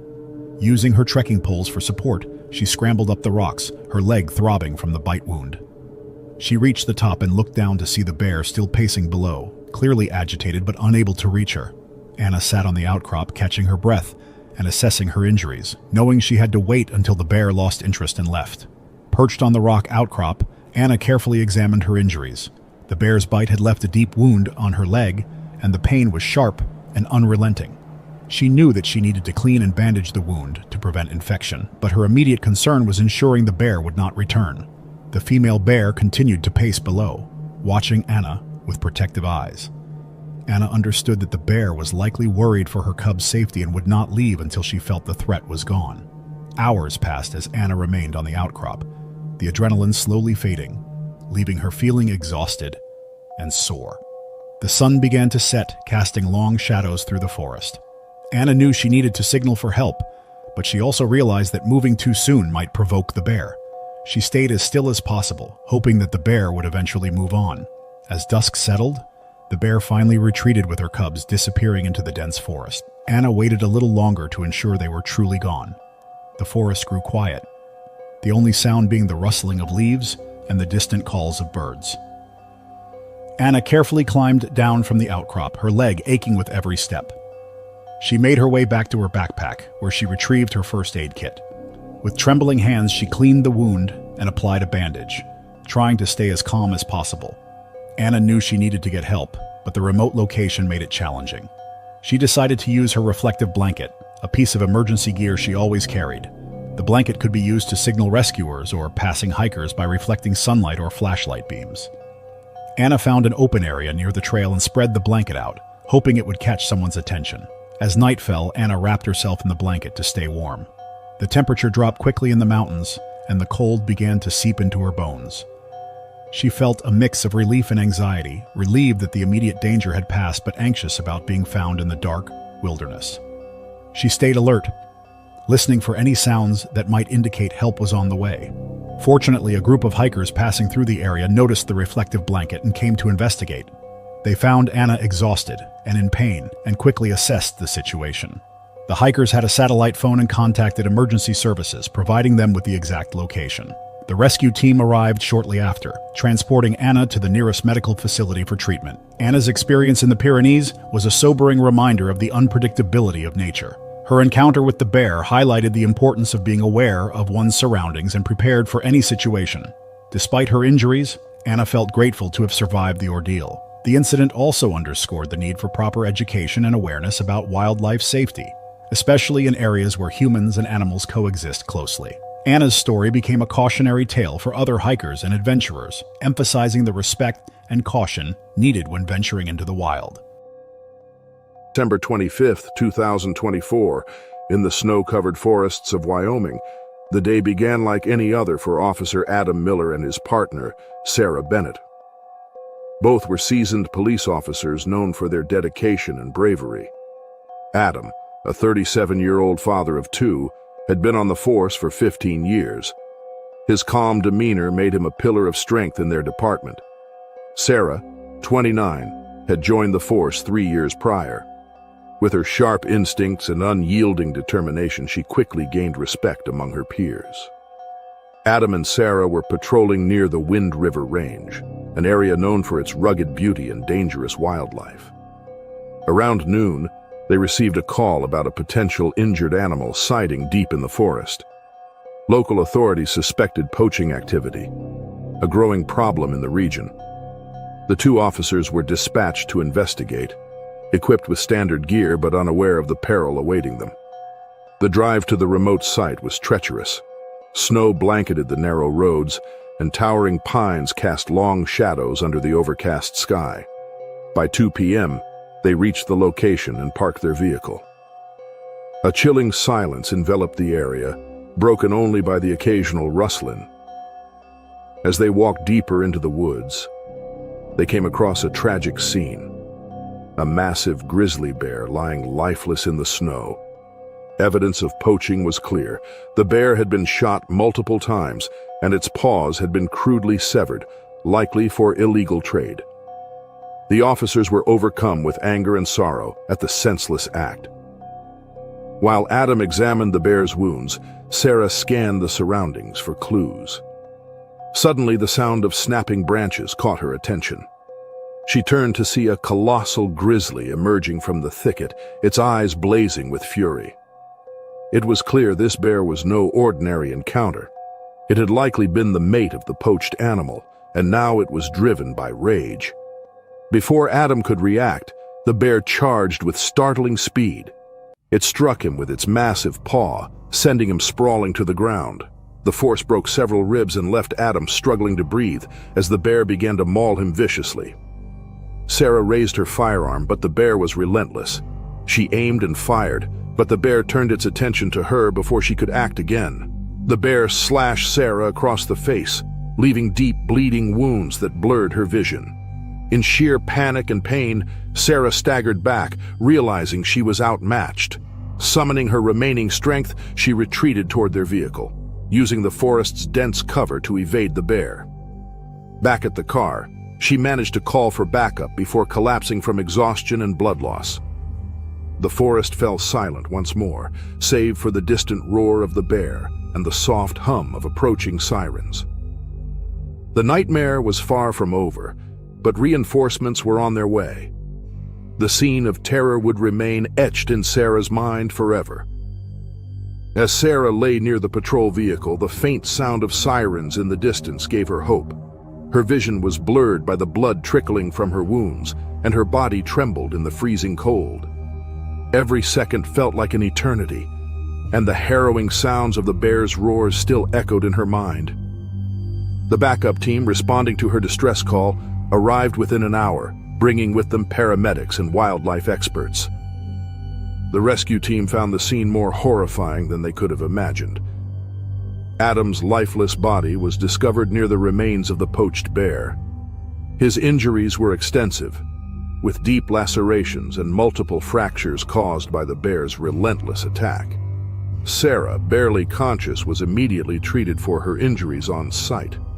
Her face bore severe claw marks, and her body showed signs of extensive bruising from her desperate escape. The paramedics stabilized Sarah and transported her to the nearest hospital, where she was rushed into surgery. Meanwhile, the wildlife officers began tracking the bear, knowing the animal still posed a significant danger. The trail led them deeper into the forest, where the bear's tracks mingled with the blood-stained snow. The team acted cautiously, understanding the unpredictable nature of an enraged grizzly. Hours later, the bear was located in another part of the forest, where it had taken refuge. After careful deliberation, the officers made the decision to euthanize the animal. They recognized the tragedy of the situation, both for the bear, whose mate had been killed, and for the officers who had become victims of the encounter. Back in town, Sarah's recovery was slow and painful. The physical scars were matched by the emotional trauma she carried from that day. She struggled to cope with the loss of Adam, who had been more than just a colleague. Their bond as partners had been forged over years of shared challenges and victories on the force. His absence left a void that no one could fill. Adam's funeral was held a week later, attended by hundreds of fellow officers, friends, and family members. He was remembered as a dedicated officer, a loving father, and a hero who had given his life in the line of duty. Sarah, though still recovering, attended the ceremony with her face partially bandaged.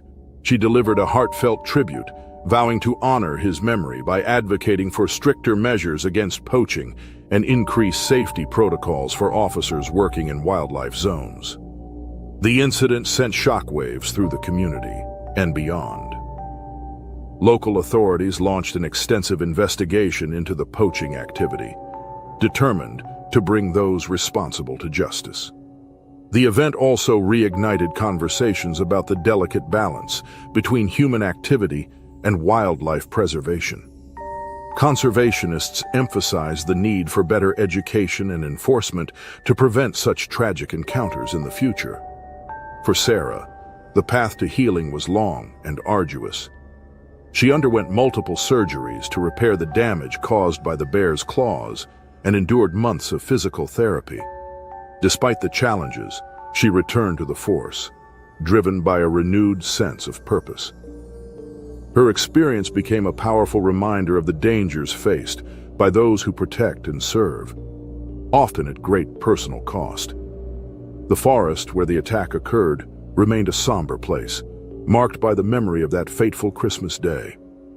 A memorial plaque was later installed near the site, honoring Adam's sacrifice and serving as a stark reminder of the unpredictable forces of nature.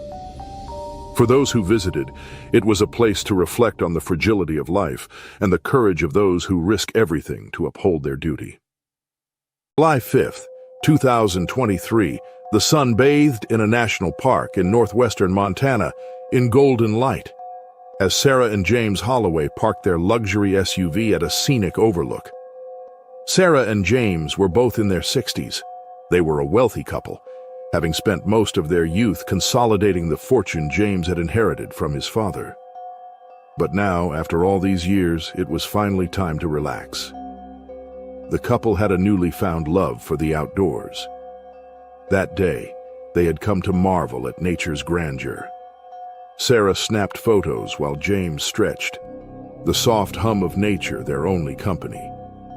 They left the SUV unlocked, its windows slightly cracked to let in the breeze.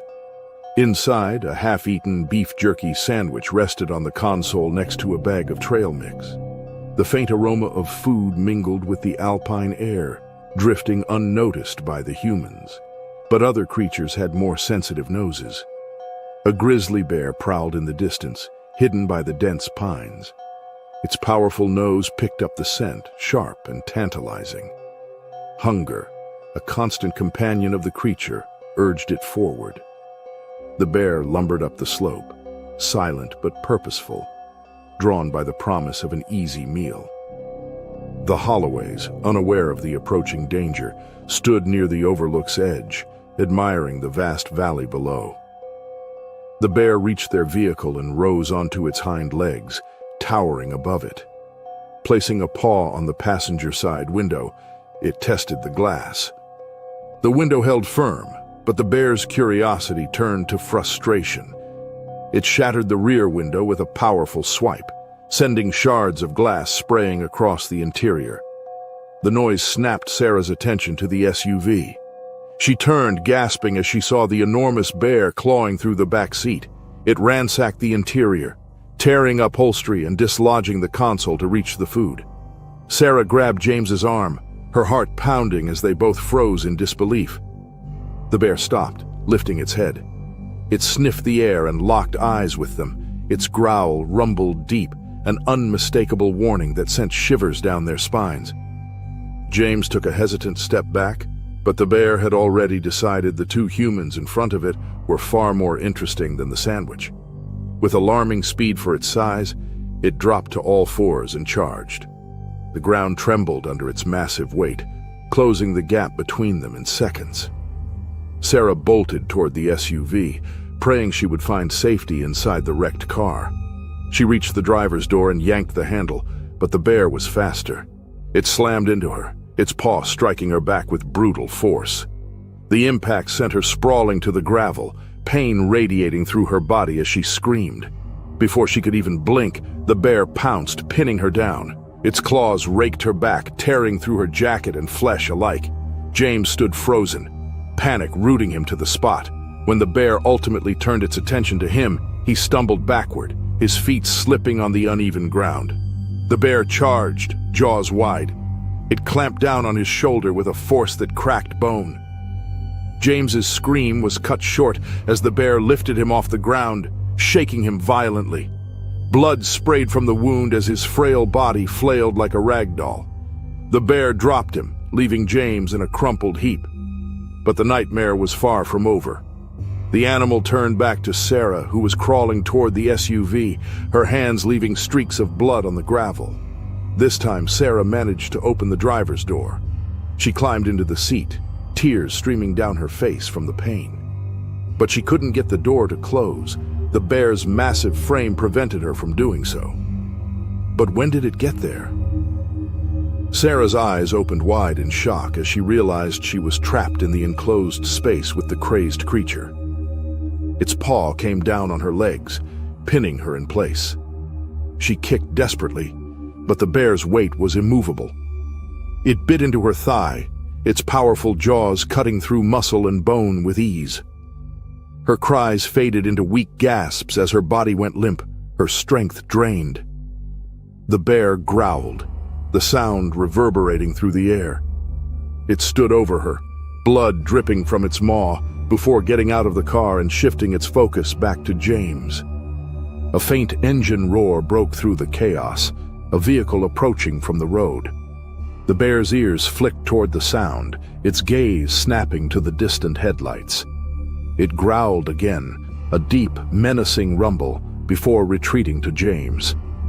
It reared up, towering over him, and came down with its claws raking across his chest in one final, savage blow.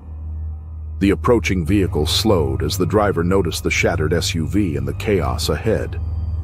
The motorist pulled over, his heart pounding as he spotted the bear.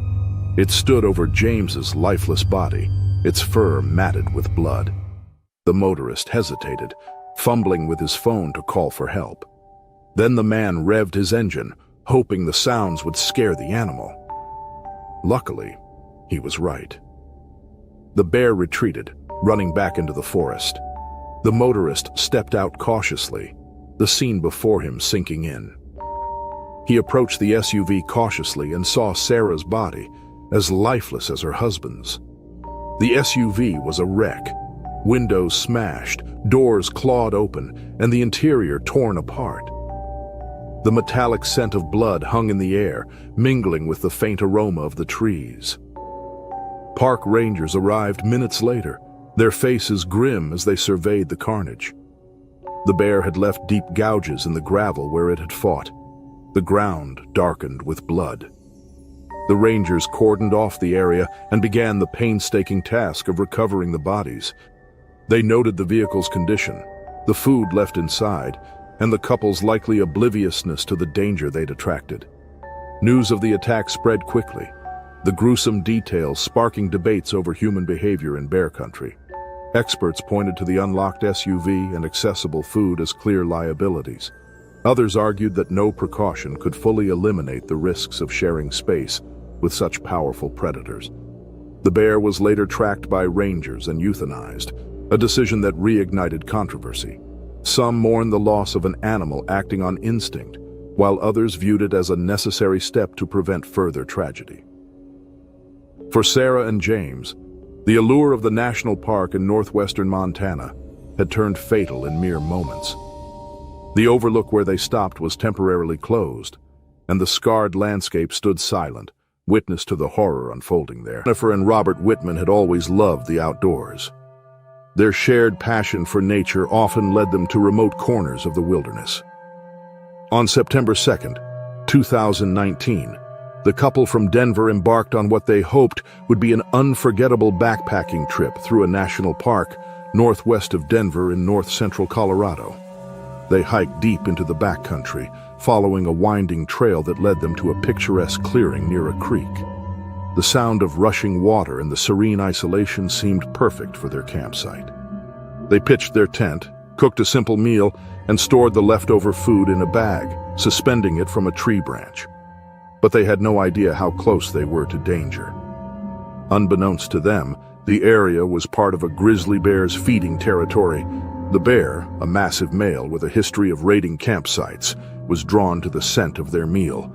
As night fell and the couple drifted to sleep, the predator closed in, its powerful nose guiding it toward the source of the beckoning aroma.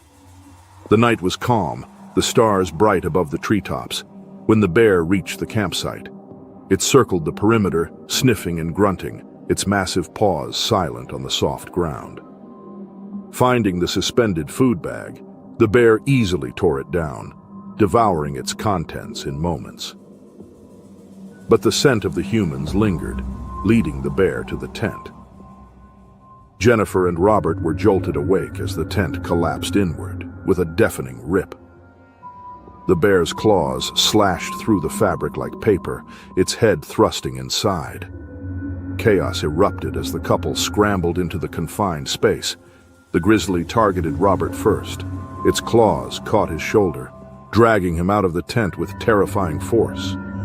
Jennifer screamed as she watched her husband disappear into the night, his cries of pain mingling with the bear's guttural growls. Outside, Robert struggled against the bear, punching and kicking with every ounce of strength. The grizzly's weight pinned him down, its teeth sinking into his torso. Blood poured from the wounds as he writhed in agony, his efforts weakening under the bear's relentless assault. Jennifer, driven by sheer desperation, grabbed a flashlight and burst out of the tent. She shone the beam directly at the bear, momentarily startling it. The predator turned its massive head toward her, releasing Robert from its jaws. He lay motionless in the dirt, his breathing shallow, his body broken. Jennifer screamed again, waving the flashlight and throwing whatever she could find at the bear: rocks, sticks, even the remnants of their cooking gear. For a brief moment, it seemed to work. The bear backed off, growling and swiping at the air, but the reprieve was short-lived. The grizzly charged at Jennifer with terrifying speed. She tried to run, but the bear swiped her legs from under her, sending her sprawling. Its claws connected with her back, tearing through her jacket and into her flesh. Pain shot through her body as she struggled to crawl away, but the bear was far from done. Jennifer struck its muzzle, but the blow only enraged the animal. It reared up on its hind legs, towering over her before crashing down, its full weight slamming her into the ground. The bear's jaws closed around her arm, the crunch of bone echoing in the stillness of the night. Jennifer screamed in agony, her vision blurring as she thrashed beneath the beast. She managed to free her arm, but the damage was done. Blood pooled beneath her as the bear continued its brutal assault, its claws ripping into her abdomen. Meanwhile, Robert stirred, barely conscious. He could hear Jennifer's screams, each one weaker than the last. Summoning the last of his strength, he tried to crawl toward her, dragging his shattered body through the dirt, but his injuries were too severe. He collapsed mere feet from where the bear stood over his wife. Jennifer's movement slowed, her body succumbing to the trauma. The bear, its primal instinct state, finally stopped. It stood over her momentarily, huffing and growling, before returning to the campsite. It sniffed around briefly before lumbering into the darkness, leaving a scene of devastation in its wake. The forest fell silent once more, broken only by the faint sound of the creek and the occasional rustle of leaves. Robert and Jennifer lay motionless, their lifeblood staining the earth beneath them. When the couple failed to check in as planned the following morning, concerned family members alerted authorities. A search team was dispatched, guided by GPS data from the Whitmans' hiking permits. It didn't take long for the team to locate the campsite. The scene they encountered was grim. The tent was in shreds, the ground littered with torn clothing and bloodied gear. Robert's body was found near the tent, his injuries consistent with a bear attack. Jennifer lay a few yards away, her lifeless form bearing the brutal marks of the assault. Tracks in the area confirmed the presence of a large grizzly. Wildlife officials set out to locate the bear, determined to prevent further tragedies. Using tranquilizers and tracking dogs, they eventually captured the animal several miles from the site. After confirming its involvement through DNA evidence, the bear was euthanized, a necessary but somber conclusion to the tragic events. The Whitmans' deaths were a heartbreaking reminder of the wilderness's unforgiving nature and the fine line between adventure and peril. On a quiet evening in August 2023, Mark, a seasoned camper known for his love of the outdoors, ventured into the heart of Alaska's remote forests. He was no stranger to the wilderness.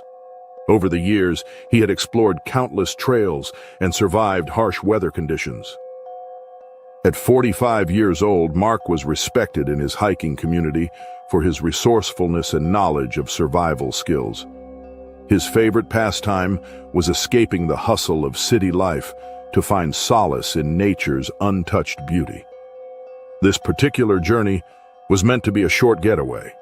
Equipped with a sturdy tent, basic camping gear, and his trusted survival knife, Mark planned for a peaceful night under the stars. By late afternoon, he reached a secluded clearing, surrounded by towering pines and the soft hum of a nearby stream. As the sun began to set, the vibrant orange hues reflected off the water, casting a serene glow across the campsite. At 11 p.m., Mark was preparing his campfire, a routine he had performed countless times. The crackle of the flames provided warmth and comfort in the chilly night.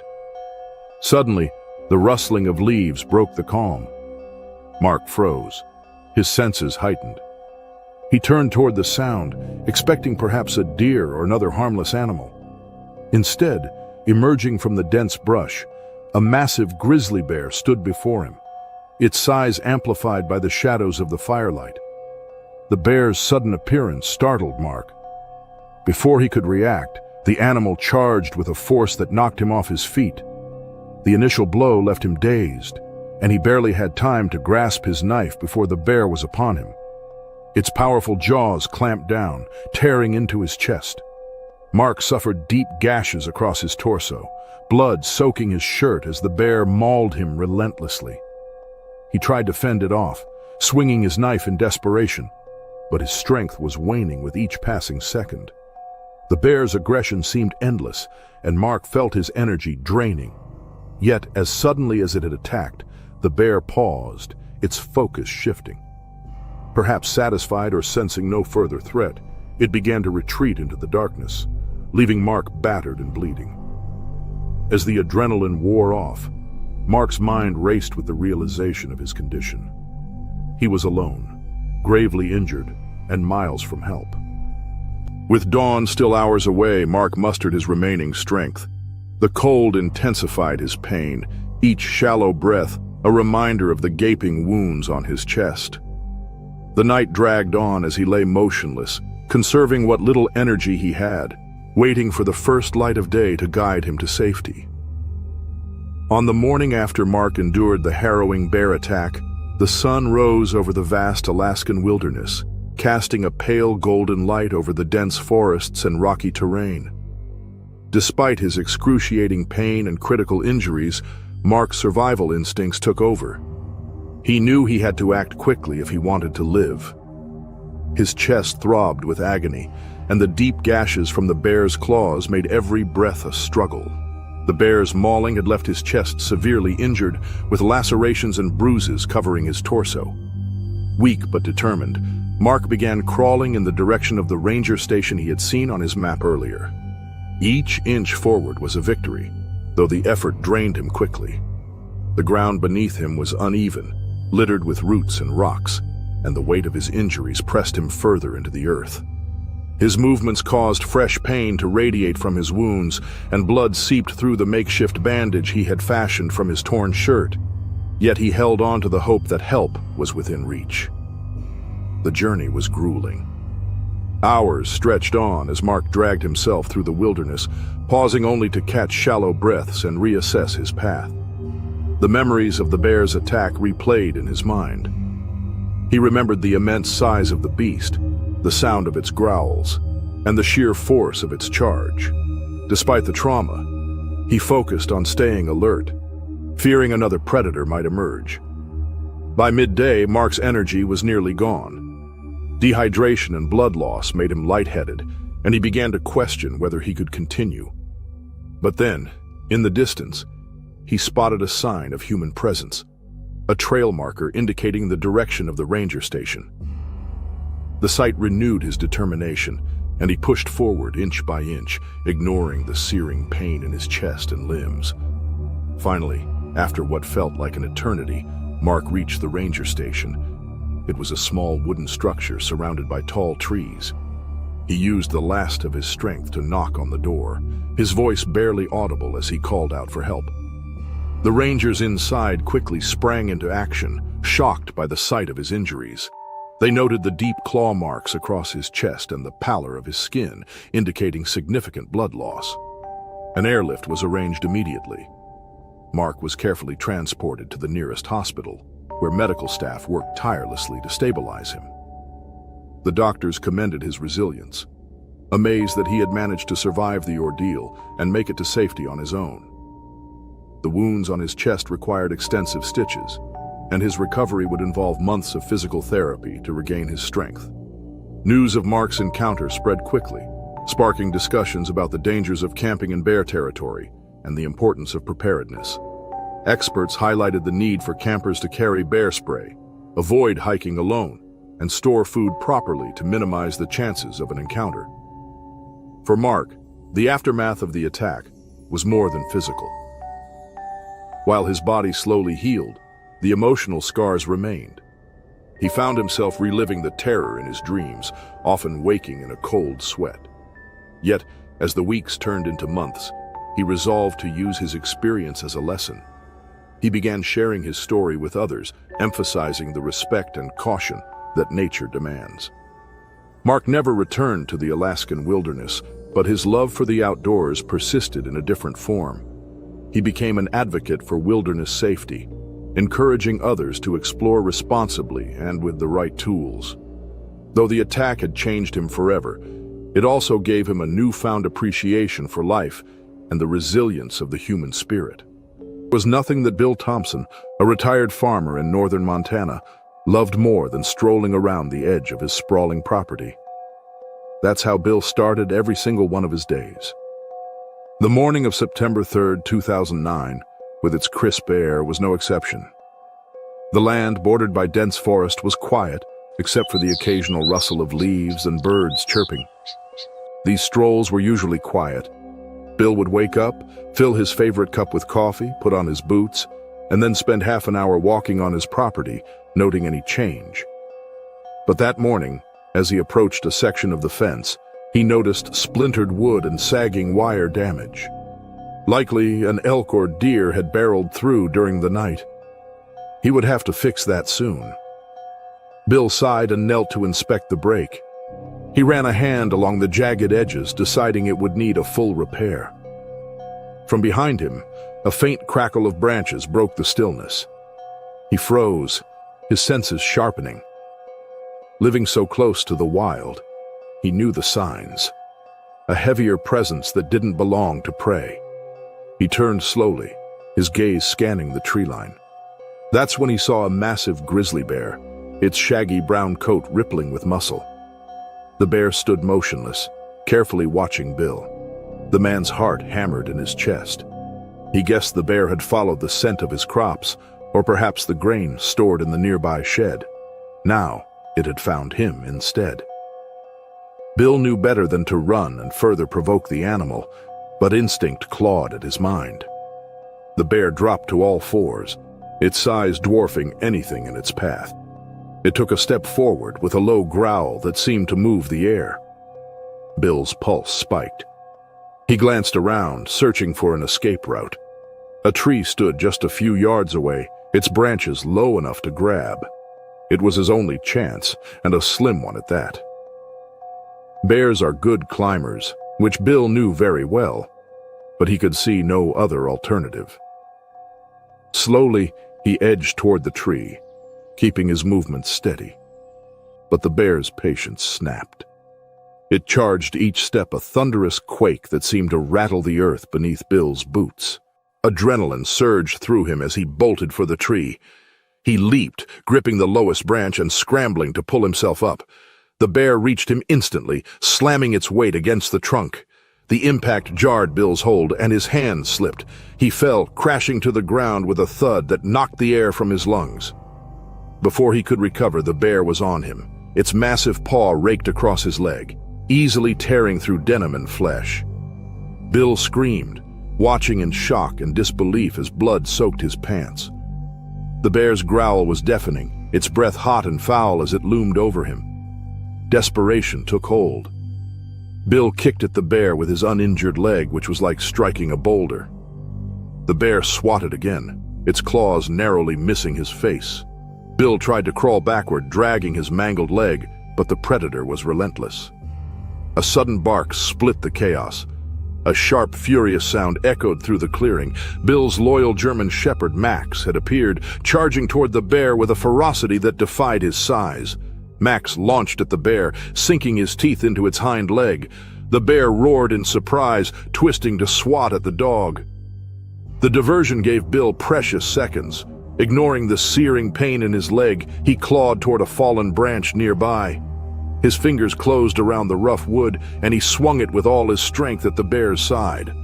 The bear barely flinched, but the blow distracted it enough for Max to lunge again, snapping at its flank. The bear reared onto its hind legs, towering over man and dog. It swiped at Max, but the agile shepherd darted out of reach, barking and snapping in a relentless assault. Bill knew it was only a matter of time before the bear turned back to him. Gritting his teeth, he forced himself onto his knees and crawled toward the tree again. Max continued his attack, his growls and bites keeping the bear's attention. But the bear's strength was unmatched. It landed a glancing blow on Max's side, sending the dog tumbling across the dirt. For a horrifying moment, Max lay still. Bill let out a scream of anguish, turning the bear's attention back on him. Bill grabbed the tree's lowest branch, his injured legs screaming in protest, and hauled himself up. The bear lunged, its claws raking the bark just below his feet. Bill climbed higher, every movement a battle against the pain and the pounding of his heart. Below, Max staggered to his feet, blood staining his fur. Despite the injury, he released another fierce bark and bit at the bear's hind leg again. The bear snarled, whipping around to face its persistent attacker. Bill watched in horror from his perch as the bear swatted at Max with bone-crushing force. But the dog evaded, his movements fueled by sheer determination. The bear seemed to grow frustrated, its growls intensifying. Max was magnificent, so quick and determined. It was like the dog was in multiple places at a time, confusing the bear. The bites, the barks, and the speed of Max's attacks were enough to overwhelm the larger animal. Finally, the bear roared and retreated into the forest beyond the damaged fence. Bill didn't move, his body trembling as he clung to the branch. He watched the bear's hulking form disappear into the trees, the silence almost deafening. Max limped toward the tree, his tail wagging weakly as he looked up at Bill. Tears blurred Bill's vision as he carefully descended from the tree, collapsing onto the ground beside his dog. He pressed a hand to Max's side, feeling the rise and fall of his breath. They were both alive, for now. Bill tore a strip from his shirt and wrapped it tightly around his bleeding leg. The wound was deep, but he was relieved it hadn't hit an artery. His house, a mile away, felt impossibly distant. Summoning all his strength, he forced himself upright, leaning heavily on a branch as a makeshift crutch. Max, limping but steadfast, stayed close, alert to every sound. Together, they began the slow, grueling journey home, every step a test of willpower and endurance. It took over an hour to reach the house. By the time Bill collapsed on his porch, his vision swimming, he knew they'd narrowly escaped death. The bear didn't return that day, but its presence lingered in every sound and shadow that passed the forest's edge. Bill would never forget the raw power, the primal force that had come so close to ending his life. And he would never forget the endless loyalty of Max, his best friend. On New Year's Eve 2019, a cold, silent night enveloped the snow-covered wilderness near a national park in the northwest corner of Wyoming. A secluded cabin stood amidst towering pines, its windows aglow with a crackling fire's soft, flickering light. Inside, 3 friends, Sarah, Jessica, and Megan, gathered to ring in the new year, far from the city's noise. The cabin, rented on a whim, offered a perfect retreat. Its isolation was a welcome escape from the chaos of everyday life. The women had packed champagne, snacks, and laughter, determined to make this a memorable night. The trio, longtime friends, had spent the evening drinking heavily. Empty wine bottles lined the counter, and the remnants of a hastily assembled charcuterie board were scattered on the table. Their voices echoed with unbridled joy as they recounted old memories, occasionally interrupted by bursts of laughter that seemed to vibrate through the stillness outside. Snow had begun to fall in soft flurries, blanketing the landscape in a pristine white layer that shimmered under the pale glow of a full moon. As midnight approached, the women decided to take photos in the snow. They bundled up in coats and scarves, their cheeks flushed from the alcohol and the warmth of the fire. Their steps were unsteady as they emerged into the freezing night, the crisp air sobering yet exhilarating.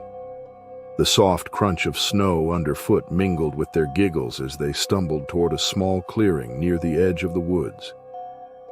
Unbeknownst to them, they were dangerously close to a grizzly bear's den. The bear, a hulking creature that had settled into its winter rest weeks earlier, was nestled deep within its shelter, its body lulled into light hibernation. but the women's laughter and stomping feet stirred the animal, waking it from its torpor. Grizzlies, especially during winter, are easily startled and highly territorial. The bear, disoriented and agitated, emerged from its den, its massive body moving with a primal ferocity born of fear and instinct. The women were oblivious to the danger until it was too late. Sarah, the first to notice the bear, froze in place, her eyes wide with disbelief. Jessica and Megan, still laughing, turned to see the massive figure lumbering toward them. Panic set in, but their alcohol-clouded minds dulled their reactions. Instead of retreating, they hesitated, their movements slow and disoriented. The bear, now fully alert and on edge, charged. Its first target was Sarah, who stood closest to the den. The bear struck her with a swipe of its enormous paw, knocking her to the ground. The force of the blow sent her sprawling, her scream piercing the cold night air. The bear was on her instantly, its jaws clamping with crushing power. Blood stained the pristine snow as the bear mauled her, its growls reverberating through the trees. Jessica, horrified but desperate to help, grabbed a nearby stick and charged at the bear, yelling and flailing in a futile attempt to distract it. The bear, now enraged, turned its attention to Jessica. It swiped at her with terrifying speed, its claws tearing through her jacket and into her flesh. Jessica crumpled to the ground, her cries of pain fading as the bear attacked her with the same relentless aggression. Megan, paralyzed with fear, stood a few feet away, screaming in desperation. The sight of her friends being mauled was too much to process, and her survival instincts finally kicked in. She turned to run but stumbled in the deep snow, her movements sluggish and uncoordinated. The bear, still driven by its primal instincts, pursued Megan. Her screams echoed through the forest as the animal caught up to her and dragged her down into the snow. She struggled, kicking and flailing, but the bear's strength was overwhelming. The last of her cries faded into the stillness as the bear finished its brutal attack. The scene was one of unimaginable horror. Blood was spattered across the snow, and the bodies of the 3 women lay scattered near the den. The bear, now agitated but no longer threatened, retreated into the woods, disappearing into the shadows as the landscape became eerily silent again. A nearby resident, whose cabin was less than a mile away, heard the women's screams and rushed outside with a flashlight. Like a warning bell, the sound had been chilling, cutting through the still night. By the time he arrived at the scene, the bear was gone, and he found a scene of devastation. The snow, once pristine, was now marred by crimson stains, and the lifeless bodies of the women lay where they had fallen. The neighbor immediately called authorities, his hands shaking as he described what he had found. Park rangers and wildlife officials arrived within the hour, their headlights cutting through the darkness as they assessed the scene. The gruesome discovery left no doubt about what had happened. The women's proximity to the bear's den, combined with their intoxication and lack of awareness, had created a perfect storm of circumstances that led to the tragedy. The rangers followed the bear's tracks but decided against pursuing it that night, instead of setting up monitoring equipment and traps to locate the animal later. The news of the attack spread quickly, shocking the local community and drawing national attention. The tragedy served as a grim reminder of the risks posed by the untamed wilderness, particularly when mixed with human carelessness. Wildlife experts stressed respecting nature's boundaries, especially where predators roam freely. The women's deaths, though preventable, highlighted the need for increased education on bear safety and the dangers of venturing into the wild while impaired. The park implemented new safety measures in the following weeks to prevent similar incidents. Signs warning visitors about the dangers of bear dens were placed in high-risk areas, and rangers conducted workshops on wildlife safety for locals and tourists. The incident also reignited debates about the balance between human recreation and wildlife conservation, with some calling for stricter regulations on activities near national parks. The Peterson family's camping trip near a national park in the northwest corner of Wyoming had started as an escape from their suburban life's routine and boredom. Mark and Alice wanted their children, 8-year-old Clara and 6-year-old Evan, to experience the serenity of the wilderness.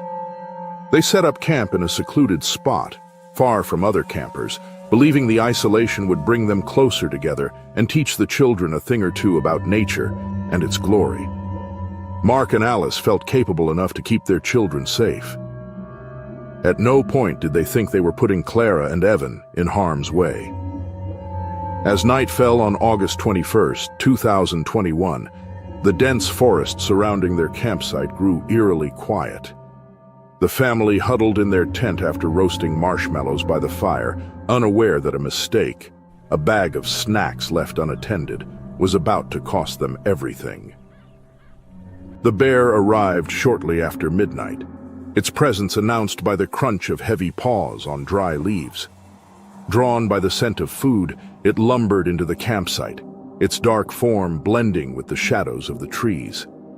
Its nose twitched as it sniffed the air, the smell of chips and leftovers leading it straight to the tent.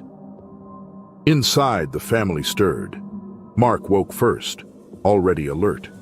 The faint sound of snuffling and the scrape of claws on metal told him an animal was rifling through their belongings. His heart sank as he realized the food bag had been left out. The bear's curiosity quickly turned to aggression. It batted the cooler aside and focused on the tent, where the stronger sense of humans and their belongings emanated. With a sudden burst of force, it pressed against the nylon fabric, its claws seamlessly tearing through the material like paper. The family erupted into chaos. Mark sprang into action, shielding Alice and the children with his body. The bear pushed its head inside, its teeth bared in a horrifying snarl. Mark grabbed a flashlight, shining it directly at the animal's face, hoping to deter it. The bear roared, momentarily blinded, but its hunger overrode its fear. With another deafening roar, the bear lunged forward, swiping at Mark with its powerful paw. The blow sent him sprawling, his shoulder torn open. Blood spattered across the tent as Alice screamed, pulling Clara and Evan toward the opposite end. The children clung to her, their small bodies trembling with terror. Mark fought back with everything he had. He grabbed a camping chair and swung it at the bear, the metal frame bending against its thick skull. The bear roared again, its massive body now fully inside the tent. It snapped its jaws at Mark, teeth flashing in the dim light. Alice knew they couldn't stay. She wanted to help Mark, but knew her mission was to protect Clara and Evan. Clutching the children, she unzipped the tent's back flap and pushed them through. The bear, focusing on Mark, didn't notice as she led them toward the woods. She whispered instructions to Clara, who held Evan's hand tightly as they stumbled through the underbrush. Alice stayed behind, her eyes fixed on the tent, torn between saving her children and helping her husband. Inside the tent, Mark's struggle grew desperate. The bear pinned him to the ground, claws digging into his chest. He screamed, the sound cutting through the forest like a warning. He reached for anything he could use as a weapon, his fingers brushing against the cool handle of a camping knife. With a burst of adrenaline, he plunged the blade into the bear's side. The bear bellowed in rage, but the wound only seemed to fuel its fury. It lashed out, its jaws clamping down on Mark's arm. Bones snapped under pressure, and Mark's vision blurred from the pain. Still, he fought, determined to protect his family. Outside, Alice heard his cries and knew time was running out. She stumbled back to the tent, her heart pounding as she grabbed a burning log from the campfire. She waved it at the bear, the flames casting flickering shadows across its snarling face. The bear hesitated, retreating slightly, but it was too late for Mark. He lay motionless beneath the animal, his body broken and blood pooling beneath him. Alice screamed, her voice raw with grief, as the bear turned its attention to her.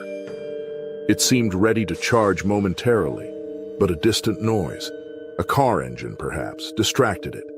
Then, without warning, the bear disappeared into the darkness. Alice collapsed beside Mark, her hands trembling as she tried to stop the bleeding. His eyes fluttered open briefly, filled with pain but also relief that his family was safe. He tried to speak, but no words came. Moments later, his chest stilled, and Alice knew he was gone. The forest seemed impossibly quiet in the aftermath. Alice sat frozen, clutching Mark's lifeless hand until Clara's voice brought her back to reality. The children were still hidden in the trees, waiting for her.